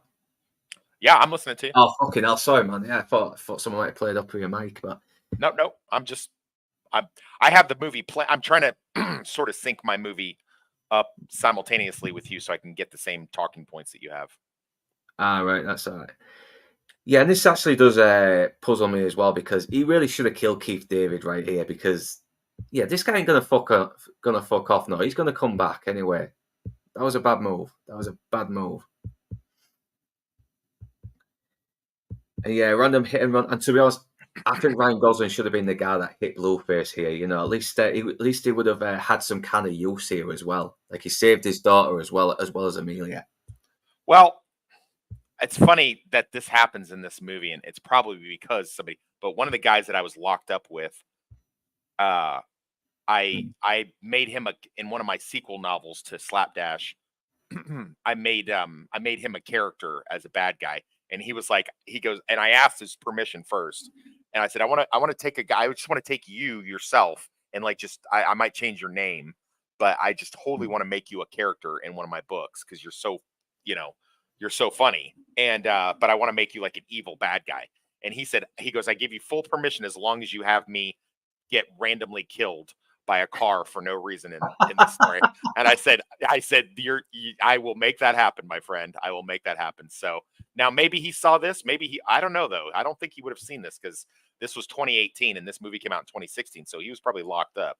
So, so we passed one third of the movie. Same questions as ever. Did the movie? Whoop, I lost it. Did the movie caught you Oh as yeah, a sorry. normal viewer, not reviewer, who has to finish watching? Are the characters formed, the plot and world clear?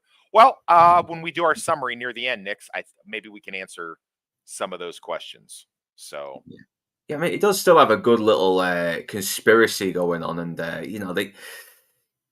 if you pay attention to the plot, it does become a bit clear, and there are a few good little twists as well. I'm not gonna lie, but like I said, doesn't really top Lethal Weapon, but I still enjoyed the plot for what it was. yeah. Mm.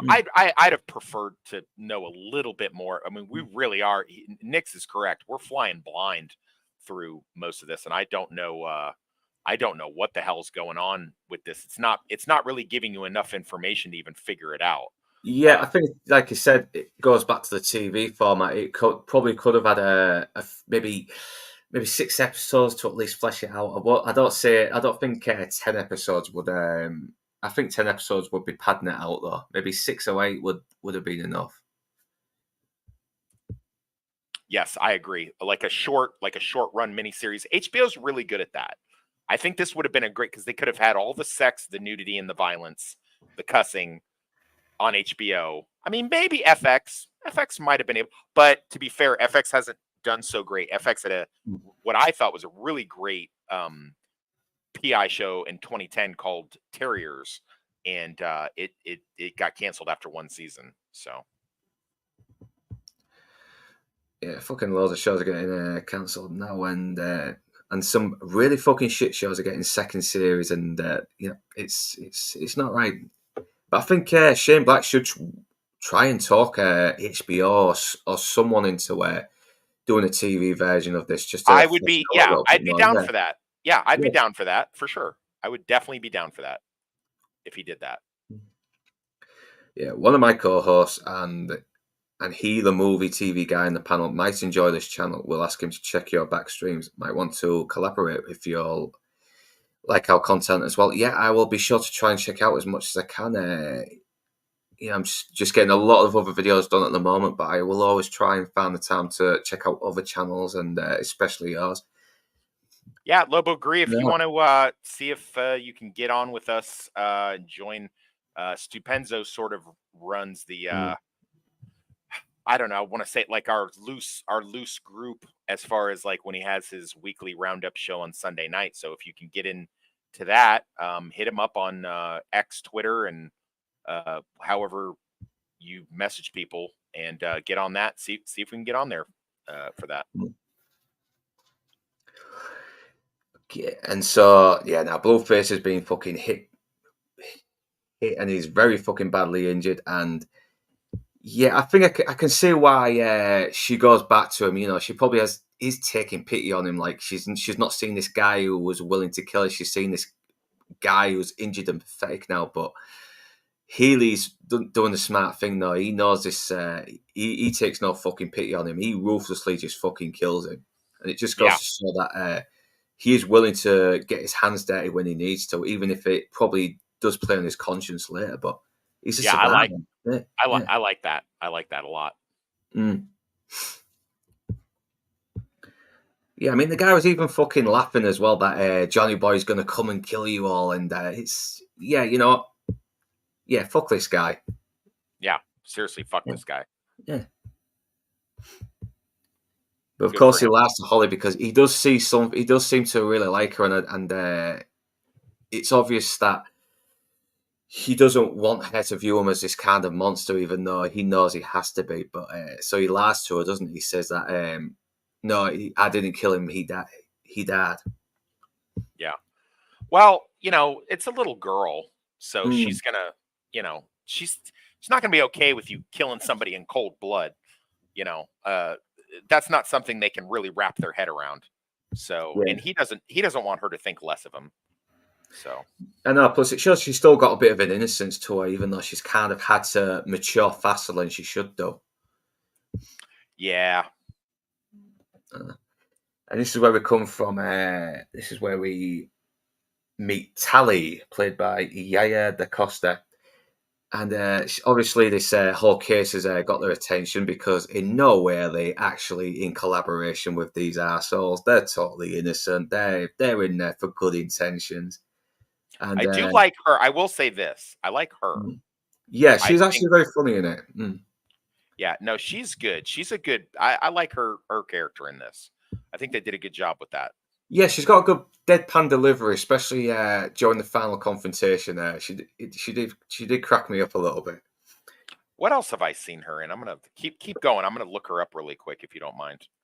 Yeah, and she has got this. She knows exactly that fucking Ryan Gosling is simping over her as well. So she will. So she knows she's got someone she could fucking use and twist on and get to her side Mm-hmm. and fuck over. And it's also where we learn about Healy is actually famous as well, and even Holland's like puzzled. Okay, what do you mean you're the guy from the diner? What are you on about? And this is where we meet Kim Bassinger's character, and yeah, she's so fucking wooden in this. It made me start to realize, Totally, yeah, yeah, totally. Just phoning it in, man. And you know what? I did not think she deserved that Oscar for L.A. Confidential. If they were going to give an Oscar, they could have gave that to Spacey. They could. I feel like that was such a DEI giveaway for that. She's okay in it. She's yeah, I mean, she's sultry. She's got that kind of Lauren Bacall kind of thing about her, and but she didn't that deserve an sensitivity. Oscar for it. I mean, not at all, man. No way, Jose. Forget it. Yeah, this Yaya DaCosta's had quite a extensive filmography, she's all over the place. Tron Legacy, The Messengers, In Time, 2012. She played Whitney Houston. I guess she's on those Chicago shows that come on Wednesday, Chicago Fire and Med and PD. They have like I don't know if you get that over there in England land. Yeah, I think we have like Chicago Fire on some channels. It's plus we're streaming now these days. A lot of programs that were on normal broadcast TV are on fucking streaming. It's we've got more access to shows that we didn't have Yeah. 20 years ago. Yeah, I could take seeing her in some more stuff. You know, I'm down for that, and I like the fact that Ryan Gosling has a little crush on her in this. I dig it. I like it. Yeah.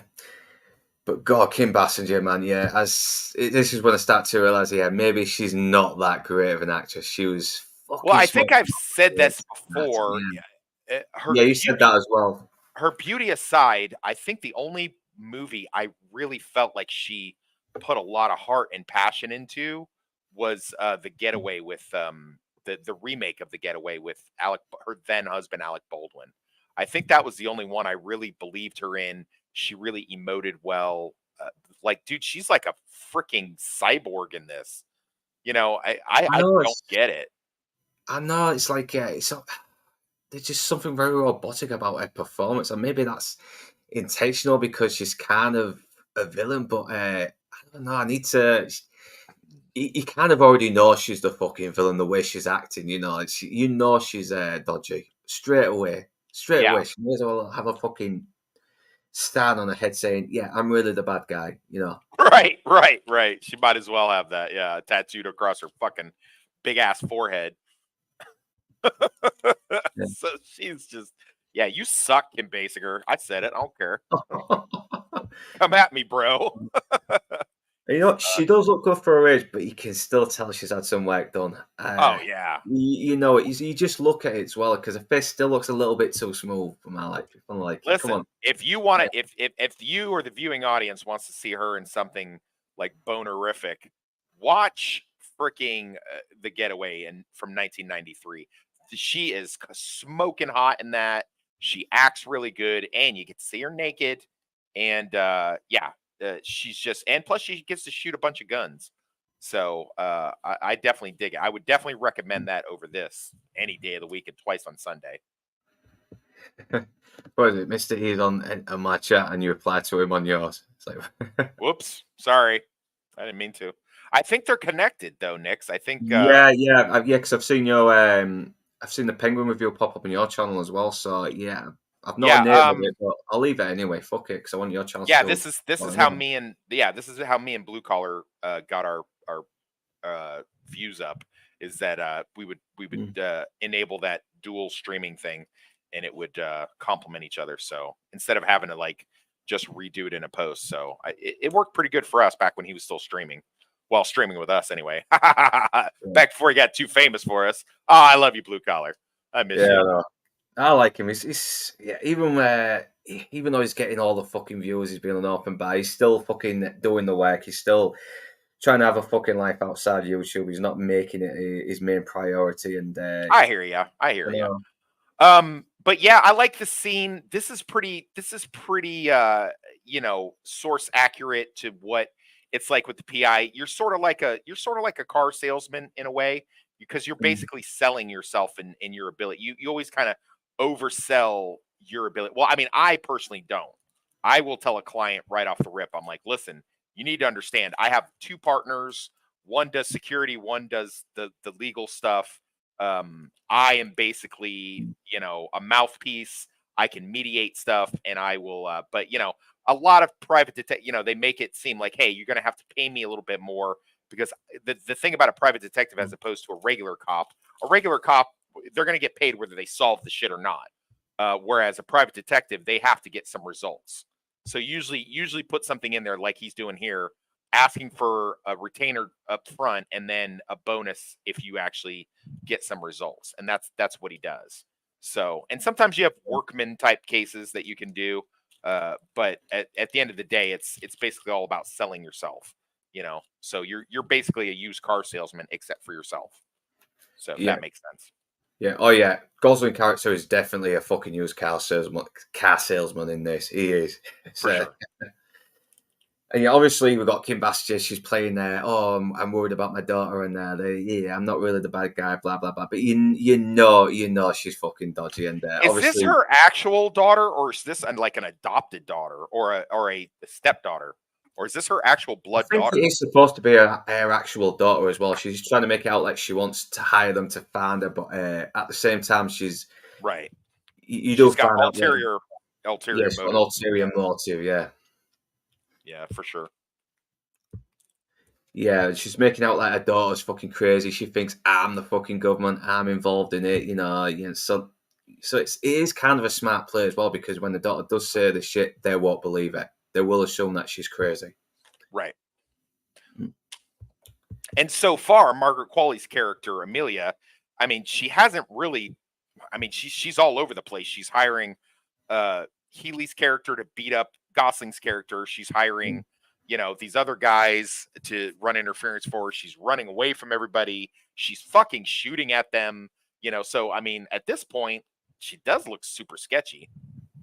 Oh yeah, yeah. To be honest, a character is a lot more interesting until she actually starts speaking because Right. she did annoy me a little bit. I'm not gonna fucking lie. I'm not gonna lie. Yeah, she's proper annoying for sure. Yeah, there's Oh no yeah. doubt about that. 100%. Yeah, it's a shame though because you kind of want to care about the person that they're supposed to rescue. Because if you're rooting for the fucking bad guys to kill her, it's not very good, is it? No, no. Yeah, That's a bad side effect. You haven't done yeah, really good with your story if that's what's happening. Yeah, no, for sure. For I know. sure. Yeah, so we learn a bit more that this fucking house is only temporary for them because we found out a bit more about his backstory that he's not.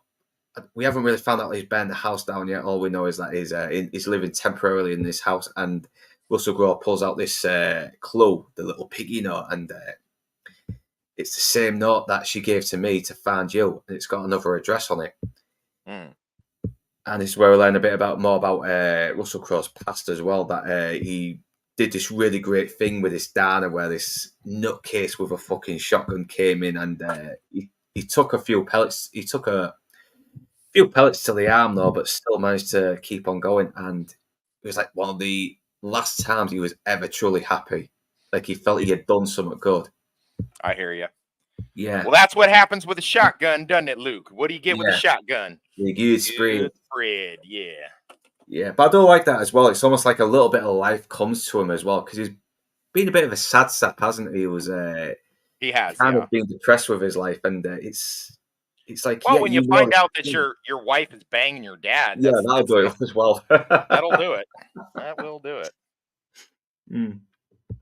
Yeah, and this is where we really found out why they living in this house because yeah, Ryan Gosling really does blame himself, and it is very understandable why he has become such a fucking depressed fucking drunk who's given up because yeah, he pretty much was unable to prevent his wife from dying, and it was all because of a disability of his. Yeah. Which, I mean, okay, fine, but man, like I said before, they are just doing too much. It's just too much. He's got too much sad story. He's got too much, just stuff going on. And it's just like, come on, man, give this guy a little bit of a break. He's such a sad sack that I'm like, it's like exhausting. You know, Yeah, I'm like, I'm exhausted with how much of a sad sack you're making this guy. You yeah. know, Okay, I do actually like this shot where because he's actually lied to Holly now, saying that I didn't kill that guy even though he did, and yeah, I think there is a little bit of a guilt as well because yeah, that he's yeah, had to be just as ruthless as the very people he's gone after. So it's definitely it shows he's still got more of a conscience than Holland has at the moment. And this is where he starts to realize that Holland may not be that private detective, may not be the good guys helping people as he envisioned them. He's starting to realize that yeah, like he said, car salesman, and it can be a bit of a con as well. And again, he's kind of one of these people who is getting conned at the moment. yeah, for sure. I know. I do, and this is a great line, but again, used in the trailer. You're the world's worst detective. You know, she's really Yeah. taking the piss out of him a little bit. And he's like, his response is like, "Oh, I've got an ad in the Yellow Pages, so that's why." Like, look, I've got this. Like, who gives a shit? You got an ad in the Yellow Pages? Like, who cares? I get it. It's like a little you're a little too young for this, but there was a TV show about a PI called the Rockford Files Oh, back I've in the heard of day. it, but I've not actually watched it though. Oh, it's shit. It's before my time, bro. Yeah. The Rockford Files was actually out when this movie takes place. So, but yeah, it's yeah. Didn't someone say last stream this was first? Yes, I said it last time, and I'm saying it again. But yeah, it was. I think no, you're remembering it right, Nix. I think it would have worked better that way. I definitely could see that being a situation where a lot of the stuff was expanded upon. And because like, okay, picture this: if True Detective season 1 was a movie, do you think that would have worked as well? Because I don't think it would have. I don't think it would have been remembered as fondly and worked as well. So Yeah. I think, yeah, Yeah, because I mean, some things work as a movie. You can find a way to condense things and still not lose any context. But it looks like this could have used a bit more context to a lot of stuff as well, and could have seen a bit more time to develop these characters. But once again, I think they could still do a TV show on this. I mean, they've done TV shows, versions of movies as well. I mean, they did Lethal Weapon about 5 years, 10 yeah, years ago nearly now. 10 years ago nearly. Fucking hell. It's gone. Jesus. Buffy was a much better TV show than it was a film. Exactly. Oh, yeah, definitely. That was that fucking hands down. And I don't like the movie, but the TV show really does manage to balance the humor and the drama a lot better. Yeah, not the pilot though. Fuck the pilot. The unaired pilot is garbage. No, no, you can tell they're still trying to find their feet with what they're trying to get at here. But it's when it got round to season 2, that's when the show was really fucking good. For sure. Mm.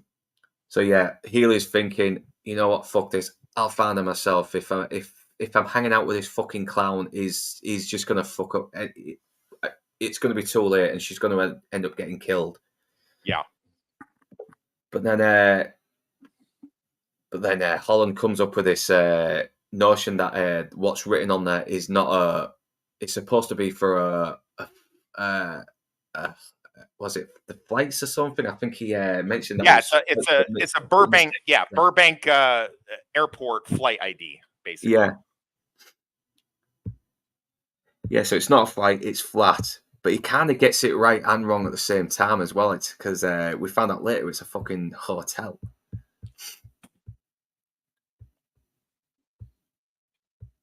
Yeah, the place to go into is fucking knocked down. And once again, it's kind of like a Deus Ex Machina. They come across this while they're just driving, wandering around with their heads up their asses.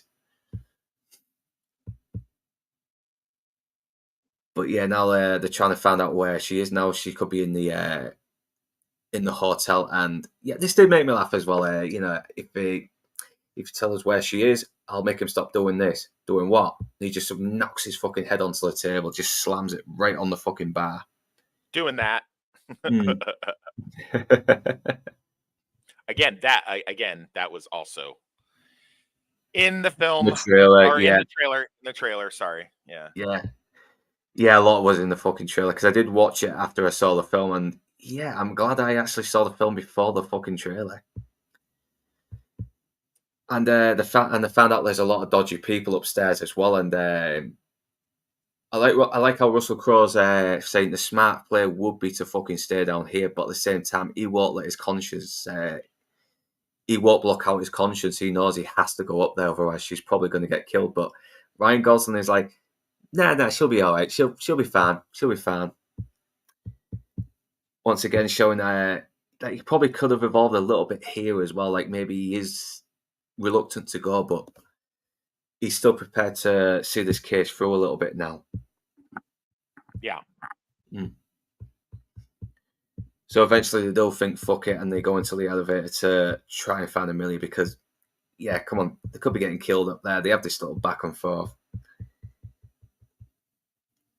And then it's obviously that John Boy's in the fucking hotel because he's just fucking slaughtering everyone. I mean, and yeah, they just head back into the lift, which once again cracks me up. Ryan Gosling's fucking Twitter and I just did make me laugh. And yeah, even Russell Crowe gets a little scared as well. He's thinking, yeah, I'm in over my head. But once again, he does try and go back to rescue her. And once again, pure coincidence, she lands on their fucking car. Yeah, that's a little too much Yeah. for me, man. I got to tell you, that's just a little too much. Like, oh, where's Amelia? Oh, she just landed on the ground. Hey, Pong. Yeah. That's funny. That is funny, man. That is a blast from the past. Yeah, Fucking Pong. I used to think that was the very first video game, but then I found out the very first computer game was back in the 50s, where it was just a game of chess wired up to a bunch of computers. It's Yeah. Well, I mean, that was the first like home entertainment game. mm. You know what I mean? That was like that was like table tennis, cutting edge back in the day. But yeah, you're right. You're right.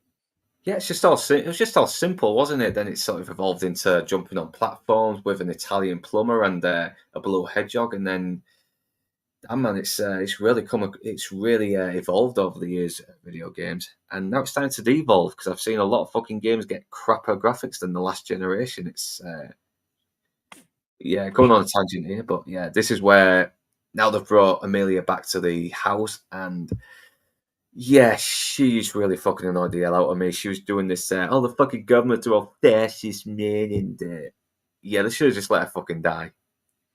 And then the Oh, movie then. Jesus. Yeah, I'm sorry. Wow.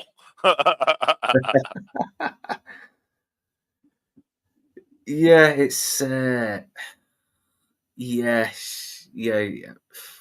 and she is kind of like confirming it her mum's story on her as well, even though her mum's the bad guy. Right. But she does give a bit more of the plot, like that they found out a lot of things about all these converters that's supposed to regulate the exhaust in the automobiles are not going to go through, and their mum's involved in it, and they're trying to get this message out through a porno flick, which they intend to show at this big automobile bash that's going to happen on later in the film, and everyone who's there is going to be exposed for who they are, and it's yeah. I'm not gonna lie, dude. I don't usually go for skinny real chicks, but Mm. she's pretty easy on the eyes. What does everybody think? Her Still good or mom? parents. Still Her good mom parents. back in the day. Her or the mom back in the day. Andy McDowell back in the day, or her presently. Oh, that's nice. Oh, that's nice. Too late to tell everyone. Secret's Yeah. out. Secret safe with us. Secret safe with us. So Andy McDowell back in her prime, or Margaret Qualley now? Anyone? Anyone? Yeah, I'd maybe say Margaret Margaret, Qualley. maybe Andy McDowell back in her prime, but yeah, she's not fucking she's not fucking ugly. I think she's Yeah, kind of she's a good stunning, looking really. lass. Yeah, she's a good looking lass. I don't think she does it for me though as much as like maybe like Sydney Sweeney. Oh no, yeah, I Is, definitely, yeah, yeah, I like my cars fully loaded. So yeah, for sure. Like the chick that played the Misty Mountains at the beginning of this film, I can't yeah, pronounce her name. definitely. She's smoking hot. It's Muriel something or other, and she's not done much else. I looked her up, and like Nice Guys is like her biggest credit, which is strange. Well, yeah, sometimes it just happens. I mean, an actress gets a little bit of a break in one film and then just isn't in anything else after. It's show business, baby. Oh well, she was on Eastbound and Down. She did that. I need to watch that. Danny McBride, back when he was really fucking funny. Yeah, I've not seen it No. either. To be fair, Mm. I've not seen it either. Oh, and she was in Agents of Shield. So Oh, I did watch that. I did watch the first three series anyway, and I've not watched the fourth one, which apparently had Ghost Rider on. I need to watch that. season. You want to say season, not series. Yeah, season. Yeah, because I think series is like 6 episodes, while seasons are like 22 episodes. Right. But yeah, I don't want to mispronounce her name, but it's Misty Mountains is played by Muriel Tilio. I'm probably butchering that name, and if I am, I'm sorry, Muriel. Muriel, if you're listening or someone gets this to you, just so you know, you're smoking hot. You should have had a bigger part in this movie. Your tits are amazing, and I'm single. So just so you know that. Throwing it out there. Throwing I'd it out there. fucking laugh if she actually did just turn this on while you were saying it and pops up in the chat and is like, Right. Like she has that'd be crazy, man. people. That'd be crazy. She has people. Hey, you were mentioned on YouTube today. Really? Yeah, some toxic guy. Oh, I like toxic Yeah. guys. Yeah, I'll treat you bad. I'll treat you bad, Muriel. I'm that kind of guy. Oh, she lives in New York. Nah, fuck that shit. No way. Yeah, maybe Blue Collar might pick her up. Oh no, it's not an Uber driver anymore. So yeah. Oh, shame. Damn. Damn it. Yeah. So apparently her mum also killed her fucking boyfriend as well. So yeah, and it's they don't trust her. They think she's just a fucking nutcase because she is basically confirming everything that her mother has just said about her. But Healy is a little bit suspicious as well. He's kind of like, maybe she is telling the truth because he does seem to be fucking smarter than Holland. He really does. He does seem he's not totally intelligent. He just seems to be sharper. Yeah. Yeah, but once again, Holland fucking gives the game away. You know, he's giving Tally, the what she needs now to fucking get this thing swept under the rug once and for all. Even comes up with this little fucking decoy thing saying Judith needs to have this money delivered, and it's a good way for them to get her off her back while she sends John Boy over to kill him. So John Boy's basically like the Matt Bomer character. He's basically like the hitman, the Sicario, the fixer. That's what his thing's about. Yeah, and he does actually have a fucking convincing ruthlessness to him as well, even though he's only in it for a short amount of time.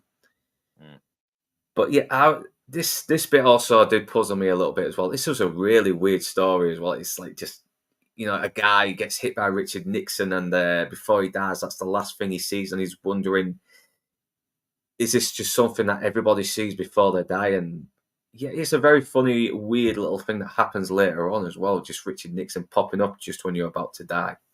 Mm-hmm. Yeah, I actually listened to in preparation for this before we did the last one.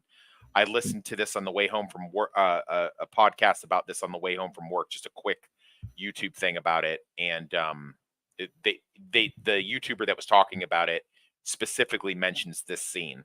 And he's like, yeah, it's like that's called quippy dialogue. And Ryan Gosling character is like, well, why do I got to go through 10 minutes? You could just say, you could just say that, Yeah, I'll try and slow it down for you next. Yeah, it did get a little bit of a laugh as well, yeah, because he could have just fucking said this out straight away, but it's kind of like the trope where they have this monologue of something that's supposed to be deep and meaningful, and Ryan Gosling's like, you know what, you could have just said something out straight away and not waste my time with this long, overblown fucking weird story you told me.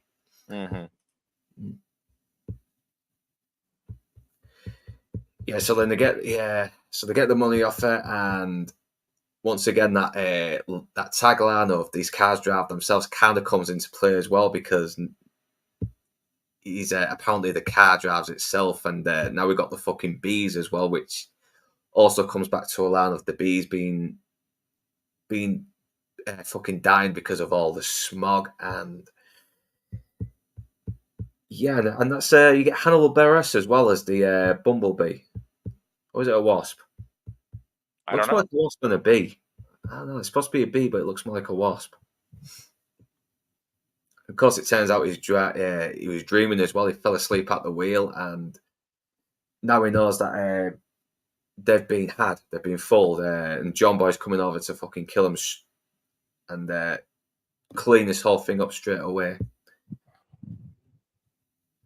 And it's him, he's kind of turned into a bit of a pussy in real life. Matt Bomer saying, they won't hire me to play Superman because I'm gay. And it's like, fuck off, you just probably wasn't good for the part. Who knows? Exactly. I know. And he is a good actor. I mean, he looks the part. I mean, he actually does look like a pretty ruthless killer. He's very slick. He looks good in the suit. He's got a fucking good head full of hair, which I'm very jealous of, especially with my balding noggin. Yeah. Same. Facts. Yeah, he's great at. If you've never gotten a chance to watch Suits, he's really good on Suits. I think my wife watched the first series a while ago, but I don't think I properly watched it all the way through. Oh, Brain Bender's Banter. Oh, hello there. Don't think I've ever had you here before, but if you, yeah, thanks for the sub. Yeah, you're very welcome, unless it's on Toxics, because this is linked to Toxic's channel as well. I mean, it's my channel that started it, but Yeah. Well, yeah, the yeah. smart play would be to sub to us both, just Mm. so you know. Double Yeah. the amount, I know. So yeah, thanks for joining us once again, Nix, Lobo Grizz, and RTNZ, John and Lama. Thanks for joining us, and yeah, we'll Tony continue. K. Yeah, Tony Tony K K. as well. Tony K, man, Jesus Christ, yes, fucking hell. Yeah, always glad to have you on. So Holly obviously sees through him as well because he's acting a bit suspicious. This guy's obviously a psychopath who doesn't mix well with fucking people because that's his job, just fucking killing Right. people. Mm. Yeah, he looks like he's walking in there like he's a James Bond villain almost. Oh yeah. Look at him. He's coming in a 3-piece suit. It would have made a lot more sense that he dressed down. Look, he's got freaking gloves on. Yeah. Who walks around like that? Although I would say, like, if they ever make a mini series about my book, I think he'd be a great knock knock. Nico Costello, my hitman guy, he'd be a great knock knock, don't you think? Yeah. Once that book gets released, I can probably praise it a bit more. But yeah, he's a cool character. I did kind of like it when you sent me the book and I read it. I did like this character. Yeah. Yeah. Yeah. Is it ever going to get released, man? Come on, it's been about a year. Has it been released yet? Man, I wrote that thing in 2013. Oh, man. And rewrote it in 2017. So look, I'm doing my best. I was unaware of I still have to fix all the flaws you found in it, but let's stick to the nice guys and Yeah, take we'll a stick piss to on the nice Shane Black. guys. Yeah. Let's not talk about my George R. R. Martin problem getting my books published, okay? Don't worry, it's coming. It's coming. Oh no, the winners are going to be. It's coming. It's coming. I promise. I promise it's coming. But yeah, I like the fact that she really does try to use some kind of play to get the drop on him. The whole cookies thing, and once again she grabs the gun. But come on, you're not a fucking killer. You're a fucking 14-year-old girl who's scared and he's trying to save herself. By the way, that's another Rockford Files. For those who know, that's another Rockford Files reference. He kept his gun in the cookie jar as well. Yeah, which is a nice little reference as well because James Garner did play Ryan Gosling's role in The Notebook. So yeah, don't ask me how. I didn't think of that. Yeah. Good call. Yeah. That's some brutal shit. Him throwing that little girl through the fucking glass. Oh man. yeah. Damn. Yeah, I love John Boy. I know he doesn't match up to Joshua, but he's still fucking cool though. I'm not gonna lie. Yeah, and I do like this line as well. Is like, if you tell me where Amelia is, I promise I will only kill Holly. Oh yeah, he's cool. Yeah, he's kind of cool as well. Just that little wave as well before he starts fucking pulling out the machine unloading gun on him with an SMG. I know, right? Yeah, cool little show out as well, and yeah, sometimes a little bit. Ryan Gosling does come off a little bit incompetent here, but the gun thing did make me laugh because it's always kind of the trope where they're passing them the gun and they catch it, but him being a bit of a dickhead, he does miss and it goes right out the window, and it does put them in danger a bit more as well. Yeah, this guy's definitely the real deal here, man. He's definitely two-fisting an SMG and a pistol, and I mean, he's really woof. He's doing it. He's doing some work here. Yeah, the link. Sorry, Brain Bender. Well, it should be in the video anyway. It should be showing up. I'll give me a second, and I will. I'll take care of it. Go ahead, keep doing what you're doing. I got you. I got you, brother. I got you. Yeah. But like I said, even though it it does kind of make them come across a little bit in over their heads as well, because you need to have the bad guys being a bit better as well to make you feel a little bit uh, worried that the good guys might not make it out of there, because that's, you know, it adds Mhm. tension, suspense. Yeah, for sure. You You want know? a little bit of an overpowered Mm. bad guy, not too overpowered, but definitely something that they have to like strive to go up against. You know, it's there's nothing wrong with having a Sleepy Hollow Ichabod Crane and the other dude going up against the Headless Horseman, or you know, Qui Gon Jinn and Obi-Wan going up against Darth Maul. You know, there's nothing wrong with that. That's actually pretty cool. By the way, both of those bad guys played by Ray Parks, as a matter of fact, and Oh so yeah, the stuntman. yep. Yep. And Emilio has now fucking legged it, and yeah, and what a coincidence! She comes across John Boy, and he fucking kills her. Mission Yep. accomplished. The bad guys won. What Yeah. by the way, what did she do? What is it that she did? She was like, "Oh, you gotta help me! Someone's trying to kill me!" Bang bang. No, what is it? You said she did what she Amelia did what now? She Oh, legged it. legged it. Yeah, it's an old English term for run like fuck. Ah, she's legged it. Yep. Got it. Yeah, and John Boy's accomplished his mission, and yeah, and this is kind of the more serious moment where it's weighing on him, and even Holland really does genuinely feel bad that he's failed this girl. He really does. Well, hello, my So, yeah. flock is everywhere. How are Nice you? looking Thank you for everywhere. Really some joining new us. people on here. Retro Bubble Man. Fucking hell, man. Hey, Nice thanks for one. get yeah, we're loving it. Thanks guys. We really Oh man. appreciate it. Yeah, We yeah, yeah. subscribe to you guys, you subscribe to us. Let's build each other up, man. Let's do the damn thing. Yeah. I'm sorry we're talking about such a shit movie tonight. We usually have a better topic. I still like it. It has its problems, but I think I can't really remember a lot of other good stuff that was out in 2016. Maybe that wasn't Marvel Civil War or anything. Marvel Civil War. Yeah, Marvel Civil War was 2016. Yeah, it's Mm. 2016. It's good. Yeah, and it looks like the case is gonna fucking fall down. They almost get arrested as well, and now they're told to fucking leave it alone, move on with your life, and accept that you are defeated. And yeah, Yeah. even Holland is pissed off about this as well. I mean, he has a good chance to just clean his hands of this, but no, he's kind of he kind of wants to see this through now, and it is a nice little evolvement for his character. Hmm.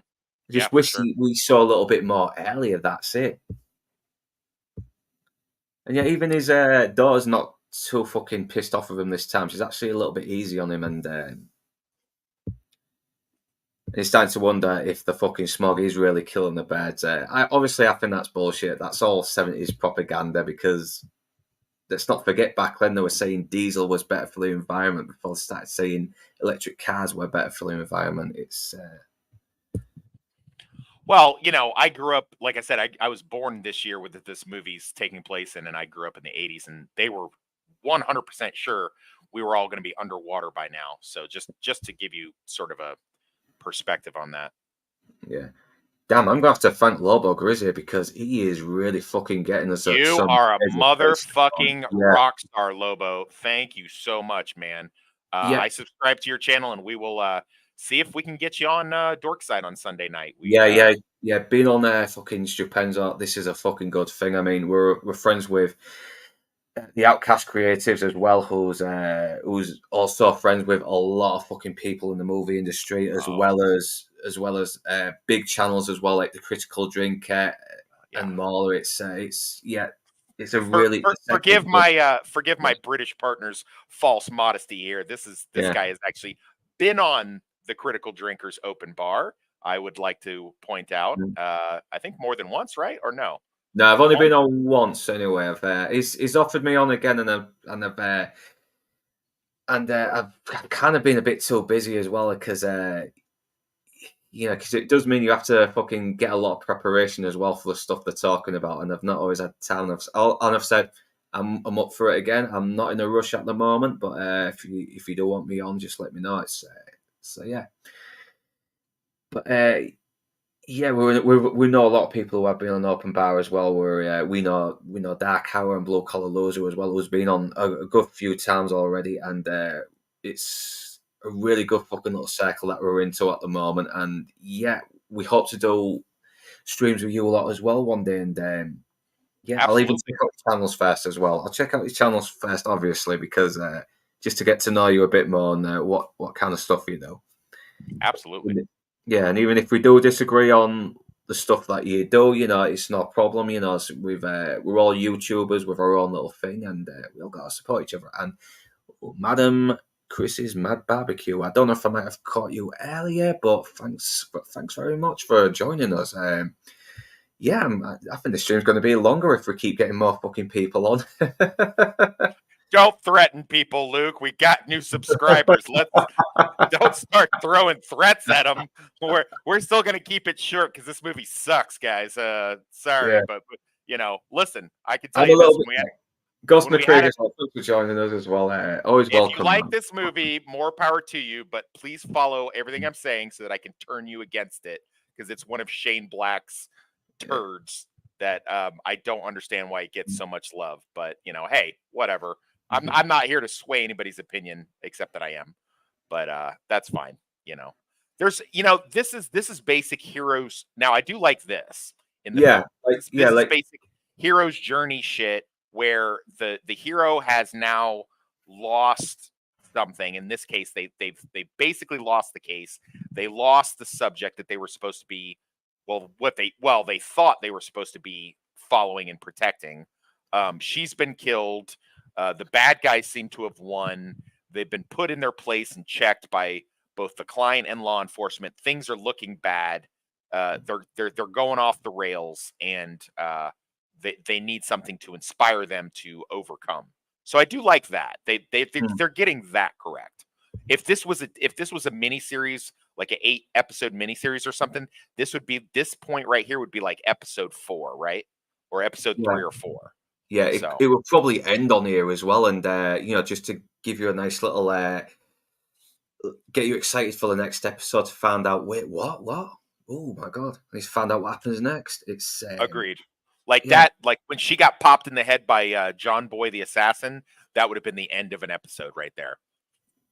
And that's why I say this would have worked better as a limited series TV show than what it is, I think. Now, and that's just my opinion, and maybe I'm full of shit, but I think that, and I think you agree with me at least on that point, don't you? yeah. I mean, like I said, it does have its problems. I mean, there's tons of other films that have had problems that I still like. I mean, Batman Returns has a ton of problems, but I still like watching it, even though I prefer Batman '89 and Mask of Phantasm and Dark Knight as What's the Batman Batman one. Returns? Is that the second Michael Keaton one? Yeah, the second Michael Keaton one with Okay. yeah, Yeah. Yeah, that's all right. I don't mind it. I don't mind yeah. it. If for no other reason, Michelle Pfeiffer's smoking hot. But yeah, I do like this slow moment where the old lady comes back, and it turns out that maybe she does have a point after all. She's still getting it wrong, but at the same time, she does drop something that surprises them, that gives them a little bit of hope that they could actually succeed here. Where after this very very devastating loss they've suffered. Now, do you feel like this is sort of a cheat with that? Do you think it's sort of a contrivance of plot that just the old lady that he does work for would just happen to have a key piece of evidence in that, or do you think it was well set up and paid off? Probably not the best, but I don't think it was too much of a cheat because it was mentioned right at the beginning of the film as well. And obviously, Gosling thought she was just being crazy; it was insignificant. But Crow's character had found that pinstripe jacket at Shattuck's place, and this is where he does reveal that he found it as well. And now Ryan Gosling's starting to think, okay, maybe there is something there. Let's check it out.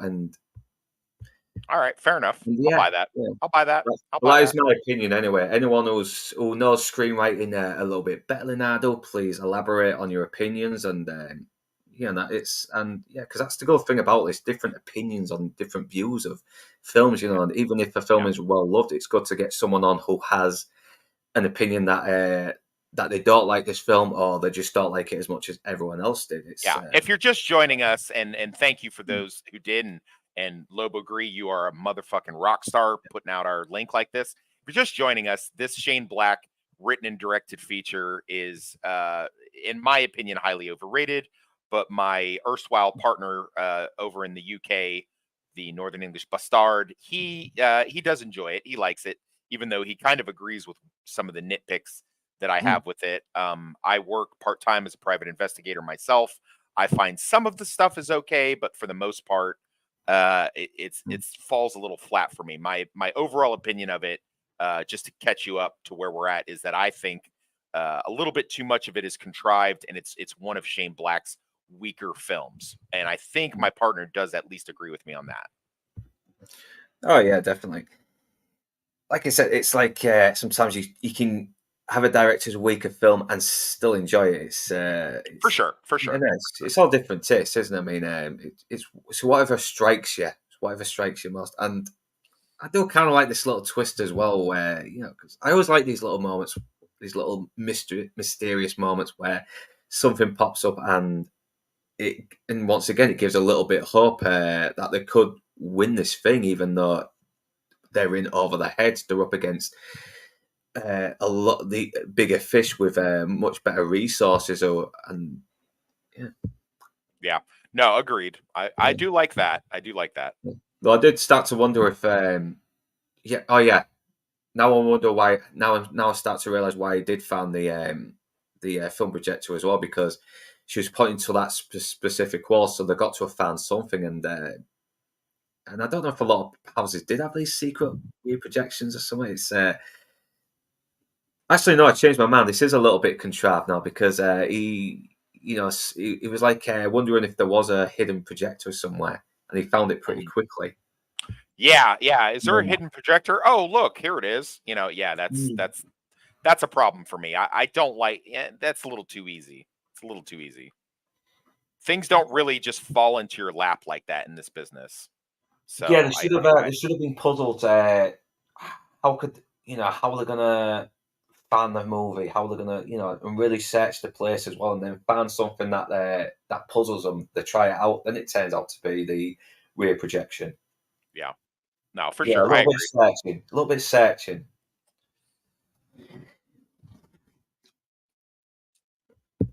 And yeah, this did get a little bit of a mean laugh out of me as well. And they found all the clues to the pieces, and that could lead them to this victory. And those woman is like, "Is my daughter dead?" And they're like, "Yes." Oh wait, sorry. Yeah, sorry, we didn't. Yeah, she's dead. Sorry about that. It's very sad. Very sad.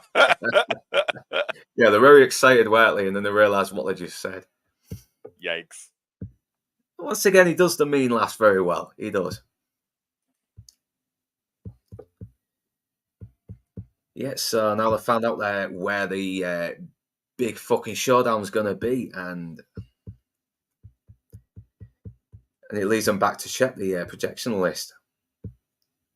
And once again, I think this was just before the fucking automobile started to die in Detroit. They just have some kind of connection to it. I don't know. Um, yeah, I think, you know what? I don't want to lie to you. I'm not up on Detroit automobile shenanigans. We do know, because we did that stream on your channel for Beverly Hills Cop, that by time 1983, 84 rolled around, it had died, and it was mass layoffs and all that stuff. So, since this is set in 77, at least within 5 or 6 years, we know that definitely occurred. So, yeah, probably right around that time for sure. Yeah. Oh yeah, we've got to be careful with the scene changes because the algorithm is a dumbass that thinks quick changing images are fucking movie clips. So yeah, we've Yes, got to be careful there. yes. Damn, man, Lobo hooked us up, dude. We got a lot of people in here. Thank you. Yeah, Hey, no, man, he does. He's like our fucking main connection. He's making all the moves, man. Yeah, he's making moves. Yeah, Al Pacino's like, hey, what the fuck's this got to do with me? Yeah, and I'll give Ryan Gosling some fucking credit. Yeah, he's fucking rocking the lime green. Is it the turquoise shirt with the cream soda? I don't know, but yeah, he's killing it, man. He is. And finally Russell Crowe looks halfway good in something here. You know what I mean? Mm. He looks normal. He looks pretty, if not suave. He's still a little scruffy and a little frumpy, but the suit looks good on him. He's taking it seriously. So Yeah, he just passed down the fucking. He just passed the fucking buffet before he came up with Ryan Gosling, though, didn't he? yeah. I had to I gotta get a bit of that shrimps. They cooked them up for me. So I stopped Eating by. buffets all over the world. I like Russell I Crowe. had a couple of beers before I came up. Yeah, I Sorry like about Russell that. Crowe. I do like Russell Crowe. I mean, fucking hell. I like Russell Crowe too, but you're fat Yeah. as fuck in this, Russell Crowe. I'm sorry, buddy. You're Yeah, I think fucking he'd have a fat. sense of humor about it, though. He would. He'd have a sense of humor about it. I mean, South I Park mean, just. yeah, he'd probably punch me in my dick sucker Yeah. for calling him all these names, and I wouldn't want to fight him. Fat as fuck as he is, he's probably been in more brawls than me, or at least as many. Yeah, he's So still got the weight behind him, hasn't he? yeah, I'd have to drop his knee or something. I'd have to do one of my slick cheating moves on him or something. One of my Jack Reacher moves. She's wearing this dress like it's Oh, doing yeah. her a fucking favor, man. Woo! Oh, She yeah. is She's a fucking good stunner, man. looking. She is. Yeah, what up, Lobo? Yeah, everyone's here for Lobo. This is our stream. Stop giving him attention. He's just in the comment. Hey, we're glad you guys are here regardless. Don't forget to like, comment, and subscribe. Tell us what you think Oh, about yeah. what you think about the Nice Guys. Did you like it? Did you not like it? Do you Mm, think that it would have worked better as a TV show? yeah. And How before wrong is toxic? It's share your thoughts. is Toxic full of shit, or is Northern English Bastard full of shit? Are we I'm both always full of full of shit? shit. Yeah, I'm are we always full both of full? shit. Even when I'm Yeah, not full of shit. yeah, you are. Yeah, you are. Yeah. But Yeah, I so always tell the truth. Even when I lie. proceed, my friend. Proceed. Yeah. And yet she's once again she's very funny. She plays the deadpan really well, and she looks like she's having fun. And Ryan Gosling is very funny in this. Is like, we know you're not a killer. It's like she just admitted to killing 3 people in fucking Detroit. It's like, Yeah. yeah, but I mean deep down, no, Because he's still got a bit of a crush on her, doesn't he? yeah, I like. I will admit that her. Kim Basinger's bad right away, but I was a little surprised that she's also bad. I was surprised. yeah. She seems to enjoy it as well. She has no problem fucking killing people, and I like the fact that they get into this little fucking banter as well, saying, it's like, yeah, listen, when it's one person, it's understandable. When it's three, you're getting a taste for it. It's like, yeah, but you don't know what her backstory is. And even she's getting fucking annoyed with him as well. She just wants to kill these guys and get it over and done with, but she needs to find out the weather projectionist as well. Yeah.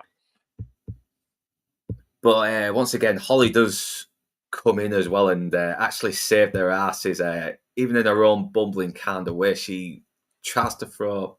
Oh yeah, this goes back to the scene with the dream as well, where he's trying to get the gun off his leg, but only to realize there is no gun. He was just dreaming that shit. Yeah. But yeah, this joke made me laugh. The cold coffee. 'Cause Yeah. it is always hot. Yeah, it's Why always would hot you? coffee, but Why would you throw cold coffee on me? I thought it was hot. yeah, And and I love the doting father just says, good job, honey.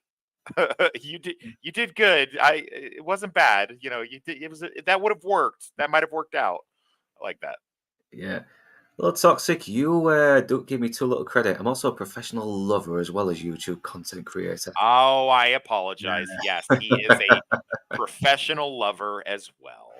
I'm also a professional bullshitter, so none Yeah, of that might be true what I just said. So yeah. who Decide knows? which. Decide which. Yeah, once again, her reaction just cracks me up. I mean, there are still some very funny moments despite its flaws, and but even when she messes up, she kind of saves her ass a little bit by accident as well because she slips on the fucking coffee. Yeah. No, it's a thing that kind of still worked out. So Yeah. So yeah, I think maybe if Shane Black had a director to back some other things and maybe have someone touched up the Yes. script a little bit, it would have Yes. been one of his stronger movies. You know what? I will not disagree with that. I think we made that point last time too. Yeah, Yeah, yeah, definitely. like you say, because Last Boy Scout still had Tony Scott, Sure. Lethal Weapon still had Richard Donner, and it's and even what's the one with Gina Davis again? The Long Kiss Goodnight had Rennie Long Kiss Harlin Goodnight. in. Yeah, we Yeah, did that movie too. Shit, I forgot about that one, man. Thank you for reminding me. We did that as well, didn't we? yeah, because he does have a fucking penchant for snappy dialogue and very good, clever plays on Yes. the noir trope. Yeah, he does. He has a good handle on what the noir trope is supposed to be, and he does have good, Mm. quick, snappy dialogue, unexpected stuff. Not quite Joss Whedon snappy dialogue, although you could maybe liken it to that, but he does he has his own kind of style. Like if you were to give me a film and tell me, if he would just worked on the screenplay or something, I could probably suss out that it was him. I'd be like, "Oh, that's Shane Black dialogue right there."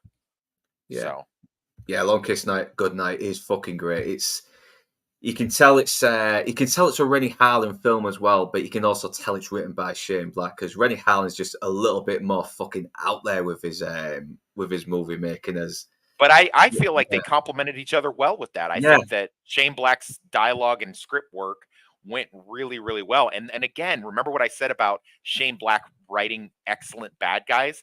You can't tell me that mm, Gregory or whatever his name is in Long Kiss Goodnight isn't one of the best bad guys ever put to film. I will yeah. never I understand. never got why Drinker found him generic. I mean, he's Craig Baker is fucking fun in that movie. He's just He was acting his so ass great. off. Yeah. So great in that movie. Yeah, no, it's a shame he never got that big as well because, he was very funny in Scary Movie 3 as well. I mean, doing the Tom Cruise role at the end, he had me fucking pissing laughing. He really did. He did that other Matrix type movie. He did the 13th floor, I think wanting to say that's like a kind of a with Mm. uh I forget the name of the guy from Full Metal Jacket that plays Kingpin, um Oh, D'Onofrio. Vincent Uh, D'Onofrio. Yeah, yeah. yeah. So he did that, but that unfortunately came out the same year as Matrix, Mm. so kind of was yeah. Yeah, he almost played David Lister in the American Red Dwarf, but apparently it never really followed on from the unaired pilot. Mm. And yeah, because a lot of people were complaining that his Lister was way too good looking. And I kind of sort of see that as well because he's supposed to be a slob, and Craig Baker shows up trying to be the slobby guy. But looking like something off Baywatch. Yeah, it doesn't work, but he is still a very talented guy, and it's a shame he's not become bigger. Yeah. But yeah, we'll carry on with the nice guys because we're nearly done as well. Yeah. We're getting there. Yeah. But yeah, he should have. I know she saved his ass, but really, he should not have brought his fucking daughter there because she gets fucking kidnapped again by older guy played by Keith David, who I know he said this before, but God, he's just another goon, and it's such a shame because Keith David should not be another goon. He should be a very memorable goon. Yeah, they underused him in this for sure. Okay, so they finally found Chet, but the film is in the projector and it's about to get shown now, and everyone's about to get exposed. And yeah, here comes the Keith David ready to capture Holly. And they found out that the film is spliced into the public announcement promo film. Sorry, because videos have not been invented yet. Yeah, nice guys. I think I'll give it a 3 out of 5. 3 out of 5 at least. Because it is basically Kiss Kiss Bang Bang, just not as smart and well done, in my opinion. Agreed. Mm. I don't agree with the rating, but I agree with your assessment. Mm. I do like the whole, "Hey pal, what can I get you? It's free drinks." Wait, what? Yeah. But again, that was put in the trailer. It was put in the trailer. Come on. But I do like, for once, he does come across bumbling, but this time it's actually useful as well. It takes Keith David out of his out of his element a little bit more as well. He assumes this guy's a fucking whining pussy who's about to die, but no, he kind of gets the drop on him a little bit as well. He tells him to go duck, and oh yeah, here comes the porno movie ready to expose everyone.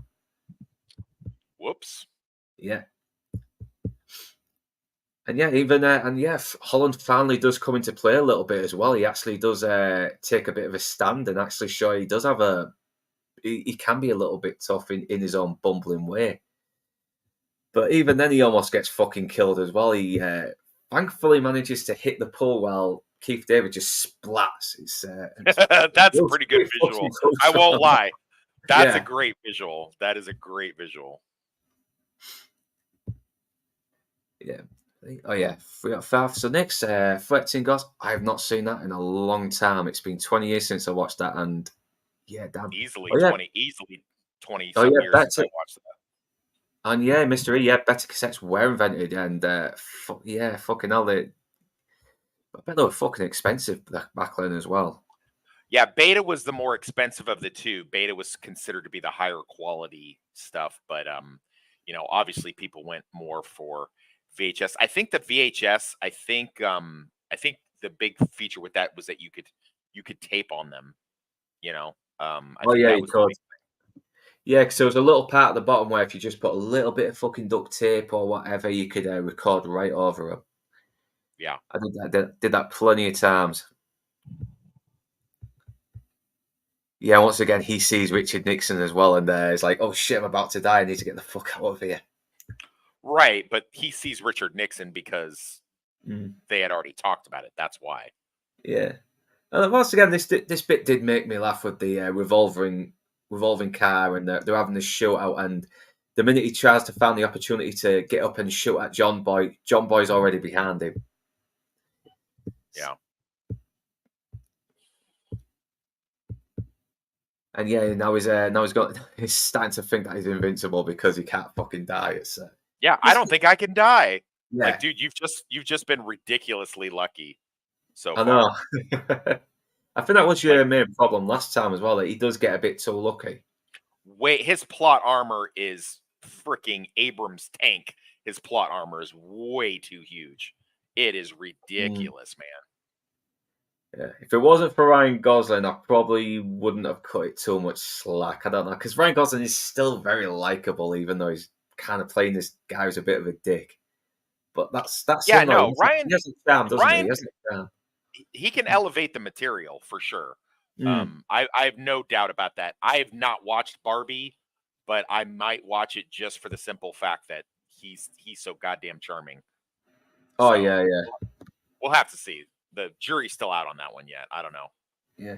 I mean, he does actually have some rage as well. I mean, you see him in Blade Runner 2024 and Drive. He can be fucking badass when he wants to be. And I even like The Fall Guy. I'm not going to lie. I thought The Fall Guy was actually a fun movie. Yeah, it was fun. It was fun. Yeah. Yeah, she's fucking psycho as well. She's throwing scissors at the fucking door, man. I know, dude. You know what? I will give this movie this. Yeah. They sure do put children in danger a lot in this fucking movie.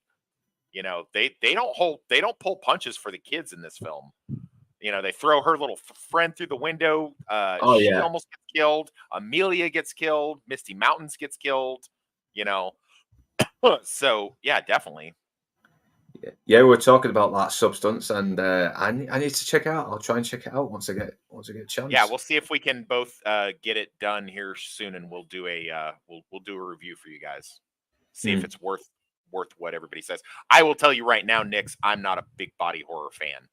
But I do want to see Demi Moore naked again. So I might tolerate it for that reason. I don't know. Yeah, she still looks good. She probably is a bit of a fucking paedophile in real life, but I still would. Oh, would for sure. Yeah, definitely. Would.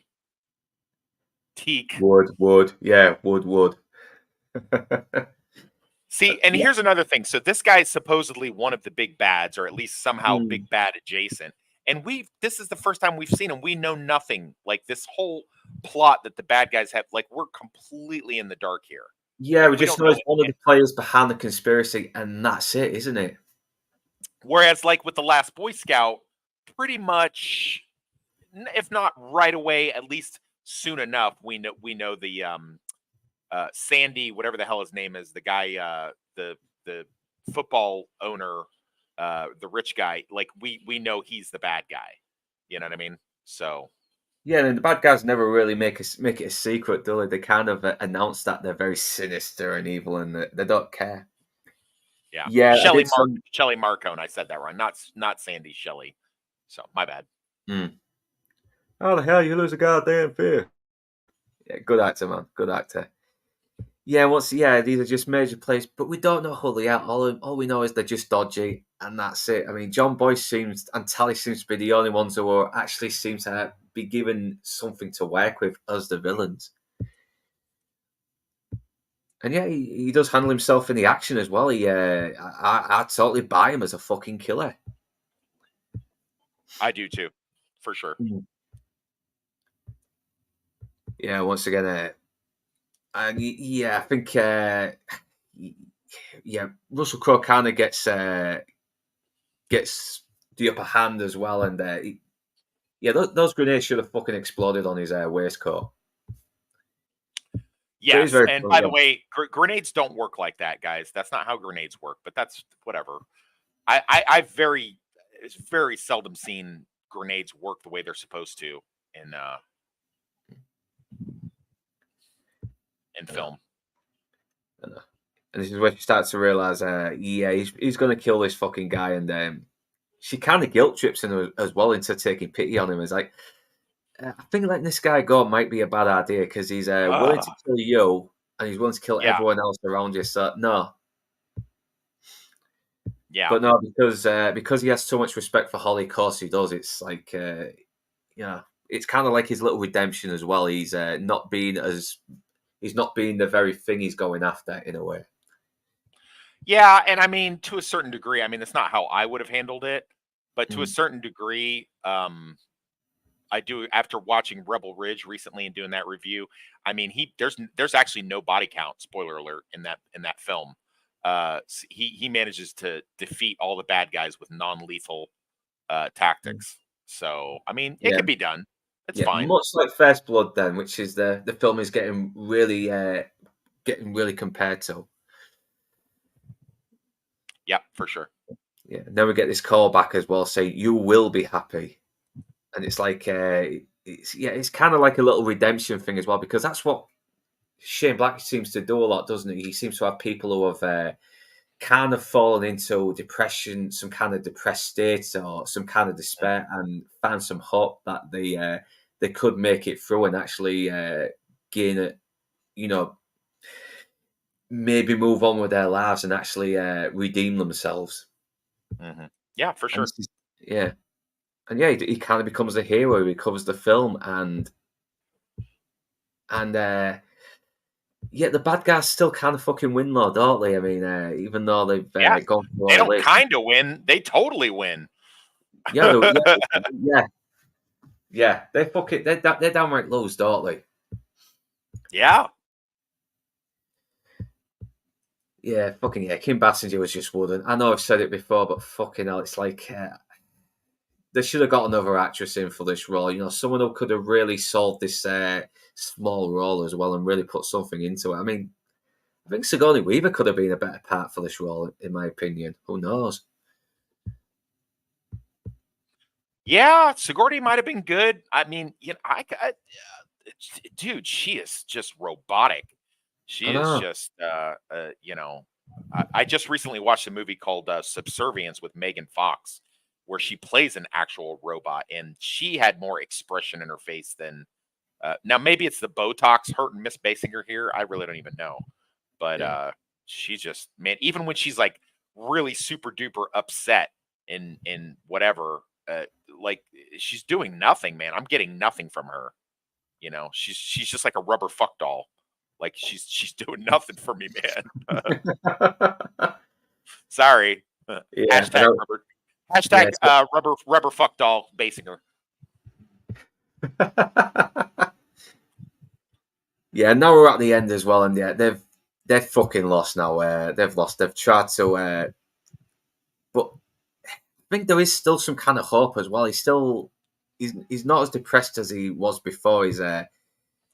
He does seem to be a little bit more optimistic now. He has come off a little bit more of a better person, and we don't get this line where good news is you're drinking again, which Yeah, we that's could have had we could okay. have had a line as well where because we have seen scenes of him as well where he's gone out of his way to avoid drinks, especially at the party at the beginning of the movie, and now we see him he's just fucking drinking, and Ryan Gosling isn't drinking at all Yeah, for now. for now. Actually, does he drink? Does he drink at the end of it? I don't know. I guess we'll see here in a second. Yeah. But once again, you do get a little bit of hope with these guys as well because he looks like he is willing to try and be a private detective properly this time as well. Like maybe do try and do some good and not Yeah, go for the easy money. another Shane Black trope. Yeah. The whatever happens near the end of the movie, the guy that wasn't a private detective becomes a private detective, like Last Boy Scout, Yeah. Nice Guy, or Kiss Kiss Bang Bang. You know, they wind up partnering up and they both Mm. become private detectives by the end of the film. So Yeah. And plus, they do still have good chemistry. They do still work together, and I do want to see them do more stuff together. Especially maybe a sequel as well to expand on these characters a bit more. I wouldn't mind a sequel. I think it wouldn't be the worst idea in the world for a sequel, but if it is something that's going to happen, I could see like the daughter being like a Veronica Mars type character. She's Yeah. kind of becoming the adjutant in there. I could see that being something.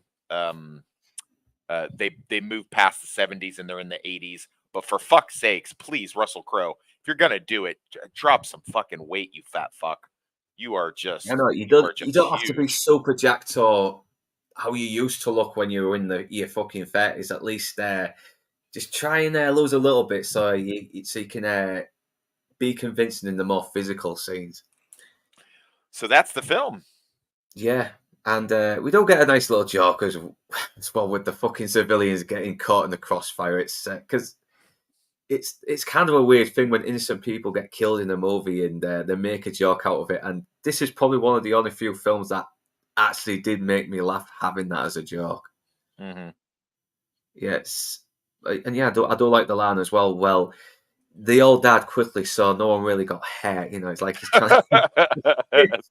Yeah, I mean Ryan Gosling can deliver that kind of dialogue, and Yeah, it's believable. yeah, and I think a lesser actor it would have been really fucking annoying here, but Ryan Gosling he does pull it off, even though he probably could have had a bit more. The script could have been doctored to help his character out a little bit more, but he still pulls it off, though. He always does. He's always fucking giving it his all. I can't Yeah. deny on that. So overall, I will give you this, my friend. You making me rewatch this for our streams, not once but twice. I'm finding a few more things enjoyable than I had seen before. So I'm gonna elevate it from total shit to at least it's a solid 4. And Yeah. I'm gonna forgive how much stuff that I don't like about it and just write it off to the fact that yes, I would prefer it to have been a TV show, but we can't always get what we want. So Mm. I, It could I think happen. It could it could happen though. it could happen. So Mm. final analysis, I'll give it a 4 out of 10.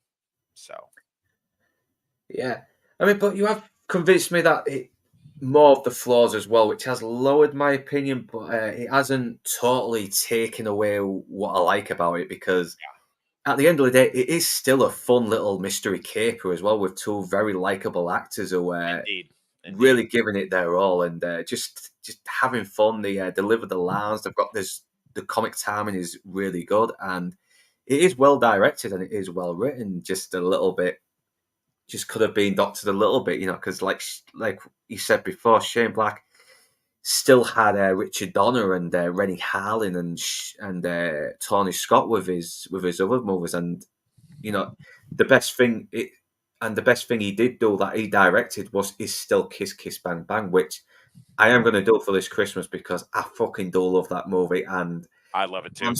I'm still pissed off that people who are friends of mine still haven't not seen that movie yet, and I'm like, Yeah, watch that's That's a weird thing, and, that movie's really is attributed to, uh, most people think it's Iron Man, but it's actually that movie that was the beginning of Robert Downey Jr.'s comeback.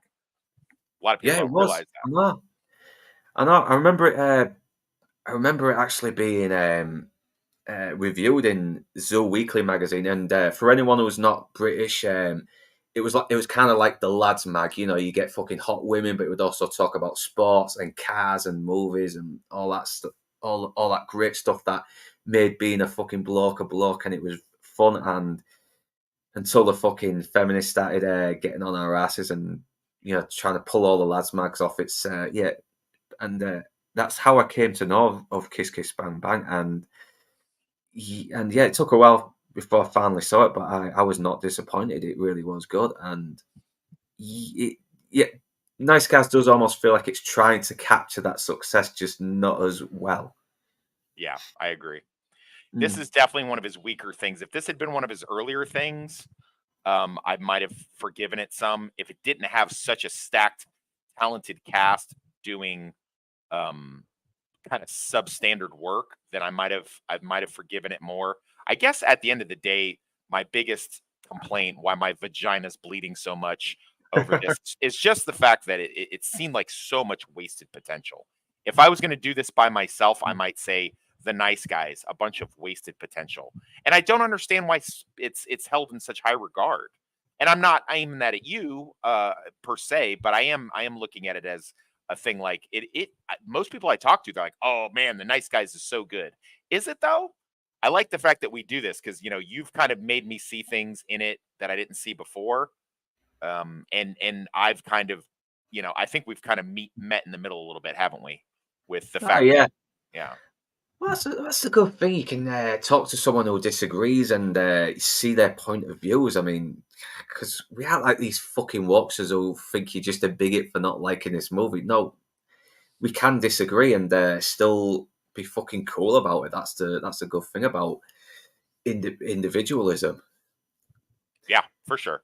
Yeah, No. we don't always agree on this channel, and it's fine. I've been specifically brought on stuff. Now it was a surprise to the panel last time when I just was like, "Hey guys, just so you know, I don't like this movie." It was kind of a shock. I did in the green room. I told Northern English Bastard last time. I was like, "Hey, just I don't want it to be a huge shocker, but I don't actually care for this movie."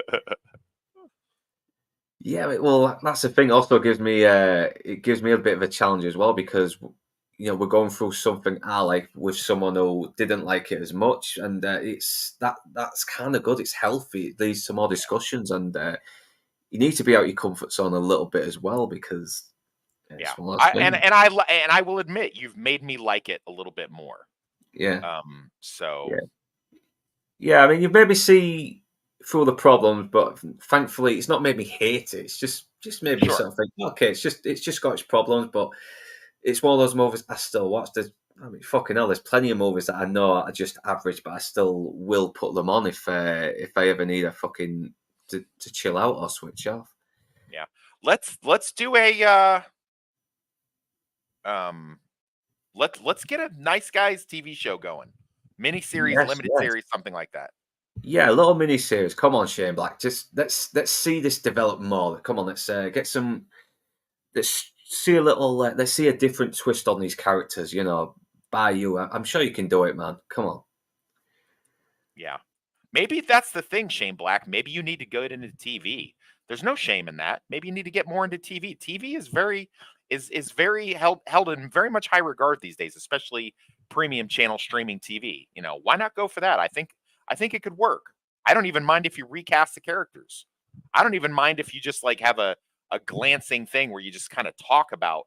Maybe you can't get Ryan Gosling, but I bet you could get fat ass Russell Crowe. Just tell Russell Crowe he gets to have whatever he wants off the craft services table, you know, or you'll pay for his insulin so he doesn't lose a foot, and then get the girl to do a Veronica, the girl whose name I can't pronounce from Spider Man, to be like running the detective agency for her father, something like that. I could deal with that. Actually, she'd be good in the fucking suit. I think you've just said it as well because she is old enough now for the role. I think she's like what Yeah, early 20s now. So she can be a private detective now, or give her a spin off. She's a very likable character. She's I smart. keep trying to tell my daughter to get her PI license. She just don't listen to me. But yeah, trying to carry on the family business. Well, I'm the first one. Plus, I think having a woman as a private investigator could be better as well. People seem to be a bit more comforted by a female presence. I mean, it's kind of the case with spies back in World War II. I mean, they were the best spies because they could get information easier just by using their feminine wiles, shit like that. It's there's something about, because they're more comforting as well. Men make other people a bit more uneasy, especially if you're an ex-vet as well, badass fucking ex-con. Who knows? Yeah, who's that? I will tell you that the last thing I did was mostly surveillance, and it was really, really problematical. I could have used a female to help me, because a lot of the times I have a very distinctive car. I have a very distinctive look. Like I said, I pretty much look like my avatar there. So it's kind of hard for me. I don't blend very well. Even with, I do have a few costumes, and my girlfriend, now ex-girlfriend at the time, I remember snapping her a picture of me in a construction outfit, and she was like, "Oh, what are we playing, dress up, or are you doing your gay PI job?" I was like, a bit of both. Well, yeah. So The Nice Guys. It's not Shane Black's best, but it's not the worst, and it's still a fucking fun movie. It's still something I like to, just pop on, when I'm having a beer or something like that, because it's fair enough. It's a good little caper. And Hey, so final thoughts. Final thoughts. I like it better now that you have made me explore it more. I appreciate that. I still would like to see a TV show. I would even be interested in a sequel. I think they've had multiple attempts, and it's kind of stuck in development hell at this stage. I think Nick's mentioned that as well, didn't he? I think so. And I think I may have read that somewhere. So I have a better appreciation for it, which I appreciate.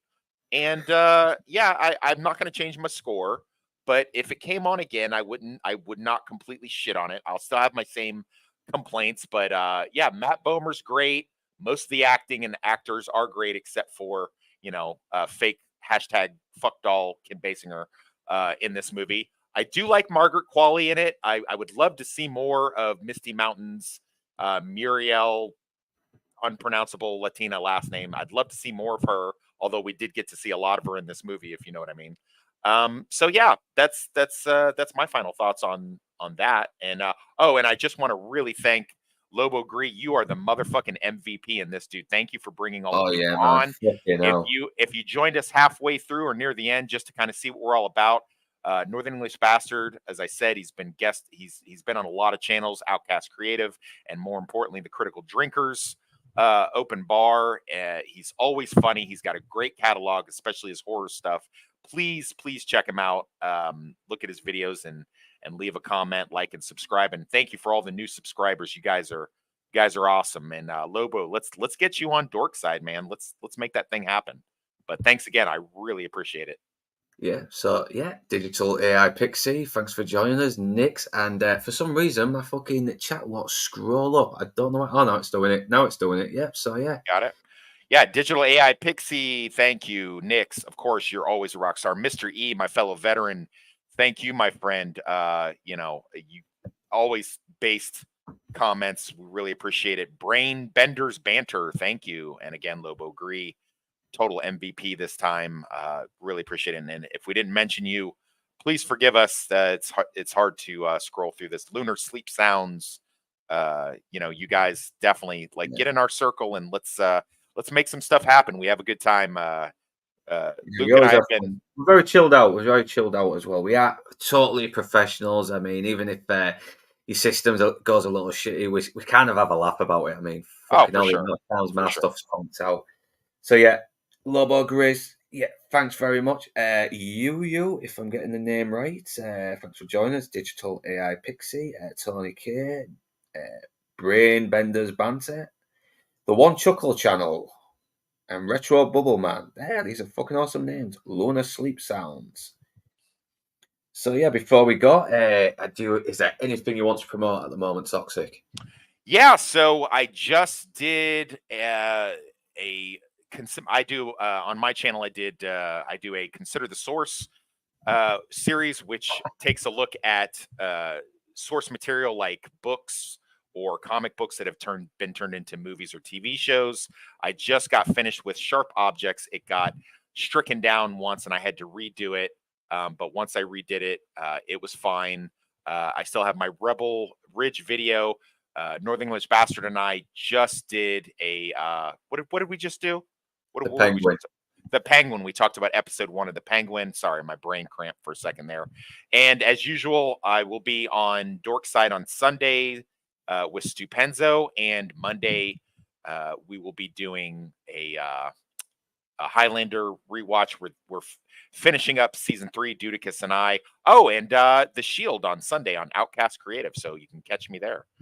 So Yeah, I'll try and pop on the Subpenzo as well this Sunday. I don't think I got anything going down on Monday anyway, so I might stay up a little late. Who knows? And I will try and get another episode review of the Penguin done as well. And I might have to redo my Garth Marenghi's episode 1 and 2 rewatch as well because it's kind of been partially blocked. So I may have to put a little overlay over the actual screen. So even though it's the screen is shared from fucking YouTube, I've still got a copyright claim. And I meant to tell you, you got to put that disclaimer thingy up. I've been doing that with Highlander, uh, and it's usually saved me more. I catch a copyright every now and then, but yeah, I know I've got it as well. And I forgot to put it up. That's my fault, but I will next time. And I will try and do another Garth Marenghi rewatch when I get a chance. I might try and do tomorrow at 10 o'clock my time, which is what 4 o'clock your time.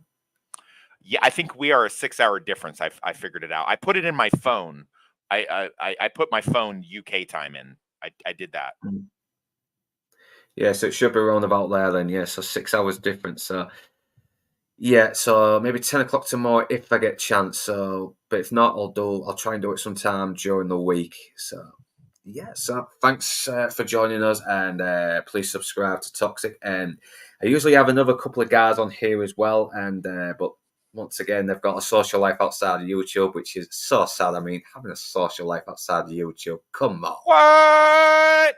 I What? know, I Yeah, know. I Yeah, hear you. but Well, I I do wish, I do hopefully have a good night as well, and hopefully they'll probably find the time to come back next week as well when we delve more into the Halloween season a bit more as Yes, well. that's where Northern English Bastard really shines. He kept me entertained last year. Between him and Stupenzo, I was working some crazy hours, and all day long I got to listen to the two of them do their Halloween stuff, which was always excellent. So I definitely would say take a look at that. I'm excited to see what you guys got this year for Halloween stuff. Yeah. Yeah, you'll probably hate the fucking films I'm reviewing, but may enjoy. Really? Yeah, well, the last one anyway. It's one of those films that very nostalgic, but divides a lot of fucking people. But I think that's why I picked it as as my final Halloween one. I just need to get Okay. it edited and done, and edited and finished, and it should be up and running by next week. I mean, I've got a lot of Halloween stuff that's already done anyway. So, I've got them done in advance. So Yeah. yeah, Oh, so I it's almost forgot. I almost forgot. My daughter got her debut on YouTube yesterday. Or yes, day I before watched that. yesterday. When we talked about "Am I Racist?" Yeah, yeah, you And did I'm going to well. try to Good well. get her. I'm going to try to get her on Sunday night on Dorkside if she's willing, and I think she is. So yeah, I almost forgot. God, I can't believe I forgot that. It's been a crazy week, guys. I'm sorry. But yeah. Yeah, no, I've barely fucking released an actual video review in the last couple of weeks because just been busy. That's it. It's life Yeah. happens. It's Life happens. Yeah, I'm just coming off of yeah, a very strenuous case, and I'm about to move locations here. So yeah, things have been but I'm trying to keep the YouTube output up because I know my books are getting ready. But yeah, thank you guys. All the new subscribers to both Northern English and I. Thank you guys so much. We really appreciate it. yes. And whether you beautiful bastards are Northern English or not, Thanks for joining us, but right now, that's us done, and we are off to the pub. Enjoy Cheers. your weekend.